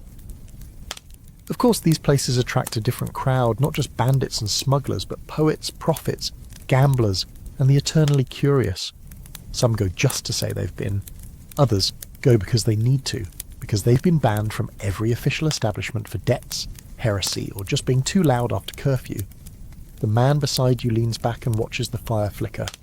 You know what I like about the outlaw dens, he says. Nobody pretends. You nod slowly. There's a kind of truth to that. In the regular tavern, people still perform, still try to play the part of the good neighbour, the hard worker, the loyal servant. But in the outlaw den, the masks come off. You are what you are. And if what you are is desperate, dangerous, or deeply weird, well, that's your business. Still, it's not without danger. You hear stories. A man poisoned by ale laced with bitter herbs meant to mimic hops, but pulled from the wrong bush. A brewer who vanished after a noble tried to buy his recipe, and he refused. A whole den that was burned down in the night after a visiting friar overheard the wrong joke about the bishop. Yet despite the risk, these places thrive, because they offer something the official taverns don't. Freedom, even if it's smoky and sketchy and smells like fermented turnip socks. Back at your table, someone's telling a story about the time they stumbled into a barn thinking it was an inn, and ended up drinking with actual highwaymen. Nice fellows, he insists. Terrible hygiene, but generous. The man next to you finishes his mug and stands. If you ever want to find one, he says, ask for the place where the door's always locked, but everyone's inside. He walks away before you can ask what that even means. You watch him disappear into the darkness beyond the hearth's light and wonder if he's headed for one of those outlaw places right now. One of those shadowy corners of the world where coin speaks louder than law and the drink flows until memory stops. And part of you wants to follow. Not because you think it's wise, but because, let's be honest, you've already made worse decisions tonight. The tavern quiets for just a moment, brief like the pause between thunderclaps when someone starts humming. It's soft at first, like an itch at the edge of your hearing. Then another voice joins in, then another, and before you know it, the room has picked up a rhythm so ancient and strangely familiar you're sure you've heard it before. Not here, not in this lifetime, but maybe somewhere, maybe everywhere. Bring us ale and bring it strong, we'll drink till the rooster forgets his song. You feel your mouth moving before your brain catches up. You're singing, everyone is. Even the people who barely know the words are faking it with such confidence that the lyrics don't matter anymore. This is no hymn, no polite court ballad. This is a drinking song, and its only purpose is to be loud, catchy, and impossible to sing without sloshing something. There's clapping now, stomping, the mug banging begins. People thumping the beat into the tables, the benches, the bones of the tavern itself. It's like the whole room becomes a drum, a single rhythm pounding out joy, defiance, and just enough chaos to keep the night interesting. Drinking songs are everywhere in the medieval world, but in taverns like this, they are the sacred texts of the inebriated. No one teaches them formally, you just absorb them. Hear them once, and they live in your blood forever. Some are bawdy, some are mournful, some sound like nonsense until you realise the third verse is about someone stealing a bishop's horse. The magic lies in their simplicity. Easy to learn, hard to forget, impossible not to join in once they start. Their choruses are built for shouting, not singing. Their melodies live in that sweet low stretch of the voice where everyone can participate.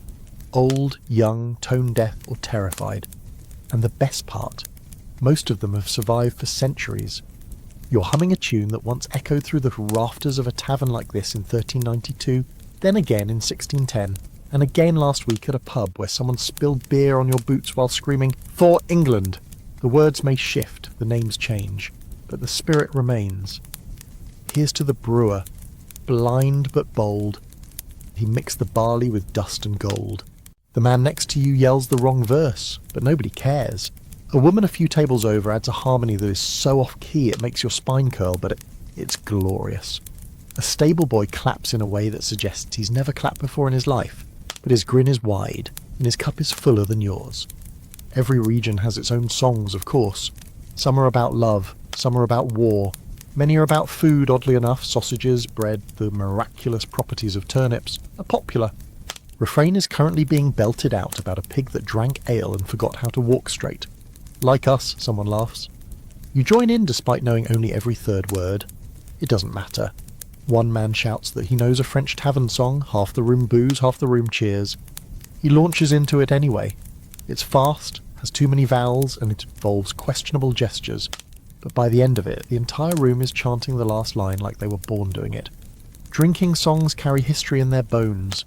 They tell you who was fighting, who was hungry, who was in love, and who absolutely should not have been near livestock. Scholars have traced some back to Viking halls, Roman military camps, and ancient fertility festivals that probably ended in nudity and questionable herbal decisions. And here you are, in a medieval tavern, continuing the tradition. Your voice is hoarse, your mug is dangerously low, and someone near you is attempting to harmonise while standing on a stool that clearly doesn't support that level of confidence. They fall halfway through the chorus. Laughter erupts. The song doesn't stop. It never does. Then comes the one everyone's been waiting for. The hush falls, just for a second. A single voice starts the opening line. "Oh, roll the barrel down the hill." And immediately chaos. Everyone knows it. Everyone loves it. It's the medieval version of a greatest hit, a certified banger passed from tavern to tavern like sacred fire. It tells the tale of a travelling brewer, 3 barrels of ale, and one very amorous donkey. The details are fuzzy, possibly criminal, but the chorus is legendary. You belt it out like your life depends on it. Some people leap up, spinning each other in a lurching ale-fueled dance that knocks over 2 stools and one very surprised cat. Someone bangs a drum they didn't have 5 minutes ago. You think someone's playing the jawbone of an animal. It's unclear what species. Doesn't matter. It slaps. Songs like these are a release. A way to shout out what you can't say sober. A way to make noise together. Be together.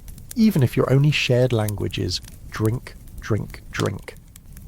No one is a stranger during the chorus. No one is unloved if they're clapping on the beat. Even the most standoffish noble from earlier is mouthing the words like he doesn't want anyone to see he knows them. And once the final verse is sung, the one about the donkey stealing the brewer's clothes and running off into the woods, the room erupts. Cheers, foot stomps, tankards slam down like punctuation. Then silence, a breath, followed by someone shouting, "Again!" You laugh, raise your mug and take another sip of warm, slightly frothy barley magic. These songs won't be written in any great chronicles. They won't be performed in noble courts or carved into marble walls, but they will be passed down, over mugs, around fires, sung loudly and badly by generations who don't remember who wrote them, only how they make you feel, which is, against all odds, alive. The echoes of that last raucous chorus still linger in your ears, half melody, half breathless wheezing, as the tavern settles into a quieter rhythm. Not quiet exactly, just conversational, like the high tide of chaos has receded and left behind small pools of chatter, each one bubbling with its own little world of gossip, banter and bragging. You tilt your mug back, find it mostly empty, and decide now's as good a time as any to listen in on what passes for news in this place. Because make no mistake, taverns are medieval newsrooms. No parchment, no printing press, no elegant calligraphy required. Just mouths, mugs, and an appetite for information that may or may not be true.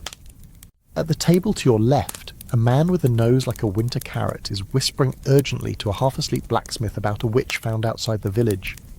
"She had a mark on her foot shaped like a duck," he says. "A duck?" the blacksmith grunts. "That's just gout." The man looks hurt. "Witches can have gout." Behind you, Two women are embroiled in a hot debate about whether the baker's new apprentice is actually a runaway nun. She says she came from the east, one insists, and she needs dough like it's a penance, the other shrugs. Or maybe she just hates bread. On the far side of the hearth, a group of travellers are holding court, swapping tales of far-off towns where the dead have started walking, or where pigs have been born with two heads and uncanny economic instincts. One man swears he met a talking goose. She charged a toll to cross the river, he says, and she bit my cousin when he tried to sneak by. You're not sure what's true, you're not even sure any of it is, but that's not the point. In a world where the fastest form of communication is a horse with a letter tucked in its saddlebag, taverns like this are how information travels, fast, messy, and wildly entertaining. You pick up snippets from all corners of the room: a war brewing in the north, a merchant ship sunk by the river pirates, a nobleman's daughter caught sneaking into a monastery, possibly dressed as a monk, depending on the version. Someone claims the king is dead. Someone else says he was just sleeping funny.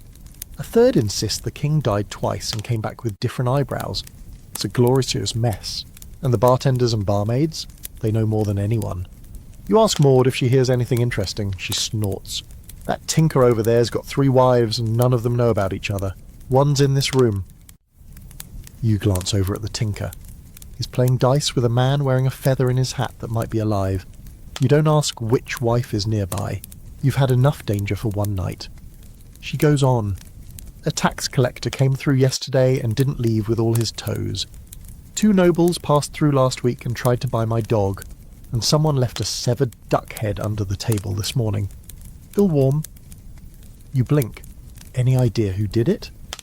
Could have been ceremonial, she says casually, or just breakfast. The tavern's not just a news hub. It's also a rumour forge, a place where half-truths get hammered into ironclad facts with enough retellings. A simple merchant dispute becomes a scandal. A missing cart becomes a kidnapping. A loud sneeze from a stranger becomes the start of a plague. By the time news makes it to the next village, it's evolved beyond recognition. That's not a flaw, it's a feature. Because medieval life isn't just about surviving the elements and taxes, it's about surviving the boredom, and rumours are entertainment with just enough real-world seasoning to keep you coming back. Take the story being told at the next table. A man swears he watched a knight duel a bear. Not just any bears, he insists, a bear wearing a helmet. His companion shakes her head. That was no bear, that was Sir Bernard. He's just very hairy. The man pauses, considers it, and mutters, explains the lack of growling. Nearby, a group of younger drinkers are discussing omens. A comet seen last week. A sheep born with blue eyes. A priest with a nosebleed during Mass. The end is coming, one says with the glee of someone who's been waiting for it. You'll see, the sky will rain frogs. Your friend snorts into her drink. The sky already rained frogs last year, they just bounced. And while much of this chatter is nonsense, or at least highly embellished nonsense, some of it does contain a kernel of truth. You hear about a road being closed due to landslides, a monastery burned in the next shire over, a merchant caught smuggling relics disguised as turnips. These things likely happened. Probably. You think. Hopefully not the relics. The point is, if you want to know what's going on in the world, or at least what people think is going on, there's no better place than the tavern, and not just this one. Every village, town, and dusty roadside inn has its own version of this buzzing hive of stories. Together, they form a kind of oral network, equal parts terrifying and beautiful. And don't think it's just locals trading whispers. Travellers bring new threads into the weave, accents, songs, tall tales, and sometimes even actual facts. You hear someone reciting a Latin phrase in the corner, claiming it's a prophecy. Someone else corrects him. Turns out he was quoting a soup recipe. Still it spreads. You hear about people who travel tavern to tavern not for food or coin, but just to collect stories. Law chasers, someone calls them, walk in parchment. One even claims to have memorised every known version of The Miller's Wife and the Haunted Loaf, which apparently ends with a talking biscuit and several arrests. And in this warm pocket of flickering candlelight and clinking mugs, you realise that even in a world without headlines or hashtags, people are still connected by the stories they share over drinks. It's messy, it's inconsistent, and it's perfect. So when someone turns to you and says, "Heard anything good lately?" you smile, sip your ale and lean in. Because tonight, you're not just drinking, you're part of the news. It's late now, so late that even the shadows seem tired. The fire's burned low, the embers crackling like old bones in the grate. Most of the wild ones have either staggered home or passed out under tables, and even Maud is moving slow behind the bar, wiping down mugs that don't need it just to keep her hands busy. The tavern has thinned out. What remains is a quiet hum, the tail end of a storm, the warm fog of a room that's just barely still awake. You're still upright, somehow. One boot off, your head resting on your palm, a mug half full of something lukewarm and suspicious. And that's when the voice comes. Calm, stern. No room for debate. "All right," says Maud. "That's it." No dramatic speech, no clanging bell or ceremonial closing hymn, just a flat declaration that closing time has arrived, and the party, whatever was left of it, is over. A few people groan in protest. One man tries to start another song, but forgets the words halfway through the first line and falls asleep with his mouth open. A couple near the hearth continues to whisper, clearly hoping to outlast the shutdown. But Maud's already blowing out candles and muttering names like spells. She's not going to throw anyone out, not yet, but she's definitely encouraging departure via passive-aggressive dimming. You finish what's left in your mug, which might be ale, or might be water someone stored in a barley barrel. Either way, it tastes like end of night and regret. The warmth in the room starts to fade, not from the fire, but from the energy. You feel the hush settle in. A different kind of intimacy takes hold, less raucous, more fragile, the kind that only shows up when the music stops and people start remembering how tired they really are. A man across the room is mumbling apologies to someone who already left an hour ago. Another is trying to hug everyone in sight, including a coat rack. One woman just stares into her mug like it holds a prophecy she hasn't quite deciphered yet, and then comes the sweeping. That's the universal signal. When the tavern owner's son starts pushing a battered old broom across the floor, never looking directly at you, but always inching closer, it's time to go. No one likes to be the last to leave. That's when things get awkward. That's when you have to help stack the chairs or hear the owner's thoughts on taxes. You don't want that. So you stretch, groan and rise, slowly. Your knees creak like church doors. Your spine clicks into place like someone slapping shut a heavy book. You check your pockets. Half a crust of bread, one copper coin and a dried sprig of something that smells like time and bad decisions. No idea where you got it. You shuffle toward the door, but it's not a straight shot. Closing time in a medieval tavern means manoeuvring through the aftermath. Past bodies curled on benches, a man snoring into a puddle of mead, someone tangled in a fishing net, don't ask, and a large dog that definitely wasn't here earlier. He growls softly in his sleep. You tiptoe around him. At the door, Maud is pinning shut the ledger, muttering to herself. She catches your eye, nods once. Not a thank you, not exactly. More like, you didn't make a mess, so I tolerate your existence. High praise, really. You linger for just a moment. Not because you want to stay, your eyelids are made of lead and your feet feel like someone else's, but because leaving means re-entering the outside world. And right now, that world is dark, cold and unforgiving. In here, at least, you're surrounded by stale bread and poor life choices. Out there, it's just the moon and your own thoughts, not a comforting combo. Still, you push open the door. The air hits you like a bucket of pond water, wet, cold and oddly aggressive. The night is pitch black, lit only by the softest slice of moonlight and a few guttering torches stuck into the mud outside. The sky is low, clouded. The stars hiding like they've got better things to do. You step into the muck, your one remaining boot sinking with a quiet squelch. Behind you, the tavern door swings shut with a final thud, like the chapter's closed. And it has.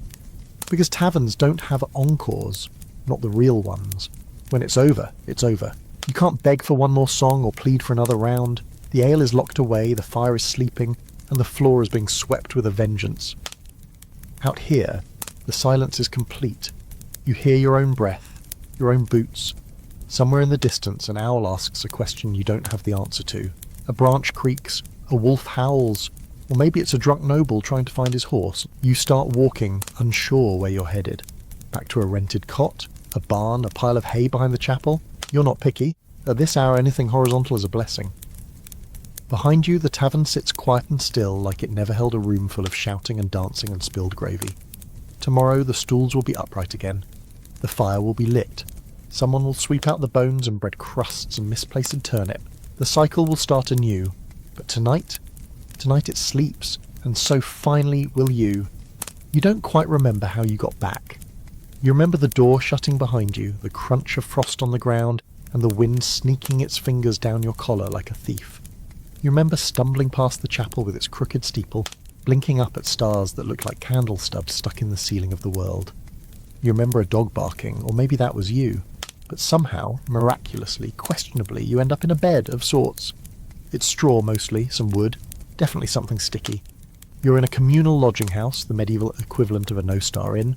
1 room, 3 dozen souls, and the smell of feet, aged like fine cheese. A low fire crackles in a hearth that's lost interest in heating anyone more than 3 feet away. Around you, figures wrapped in wool, linen, and desperation snore, mutter, or just stare into the middle distance, too tired to close their eyes. You ease yourself down, ignoring the crunch beneath you that might be an old turnip or someone's lost molar, and let out a long, slow breath. And just like that, it's done. The night, the long, spiralling, unpredictable night in that medieval tavern has ended. And as you lie there, blinking up at a ceiling, held together by soot, spiders, and optimism, your mind does what minds always do after a long drink. It replays everything. You remember your first steps into the tavern, wide-eyed and slightly damp from the road. The smell of smoke and yeast and wet wool hitting your face like a welcome and a warning all at once. You remember the first mug full of grit and promise, the food, brown, beige, and better than it looked. The barmaid with the knives in her smile, the games of dice and the arguments about turnips, the noble's projectile regrets. And more than anything, you remember the feeling of it all. Raw, real, loud, human, messy in the best way. No pretension, no polish, just people with nothing in common but the shared decision to spend one more evening together, drowning their troubles in barley and bad decisions.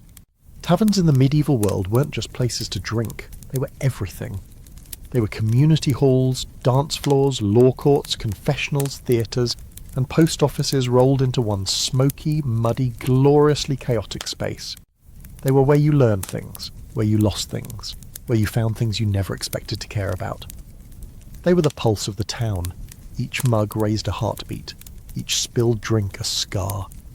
And no matter where you came from, what you did, or how many coins you had in your purse, for a few hours in that low-ceilinged room, you were part of something. You were one of them. Of course, the hangover will follow. Maybe not just in your head, but in your knees, your spine, your soul. You'll wake up with your tongue glued to your teeth and a vague sense of regret shaped like a goose. But you'll also wake up with stories. Stories of the ale taster who sniffed your mug like a hound judging and soup. Of the mock trial where you were executed for excessive blinking. Of the barmaid who knew every secret before you even opened your mouth. Of the outlaw with the laugh like gravel and the rumour network that spun the night into legend. Because you didn't just visit a medieval tavern. You lived it. You drank its ale. You danced on its dirt. You told its lies and sang its songs. And now, here in the quiet aftermath, you're part of its history. One more ghost in its rafters. One more warm shape in its long memory. And if you listen, just as your eyes finally start to close, you might still hear it. The faintest echo of a chorus, a mug clink, a soft laugh beneath the hum of sleep. That's the tavern calling you back. Don't worry, it always will.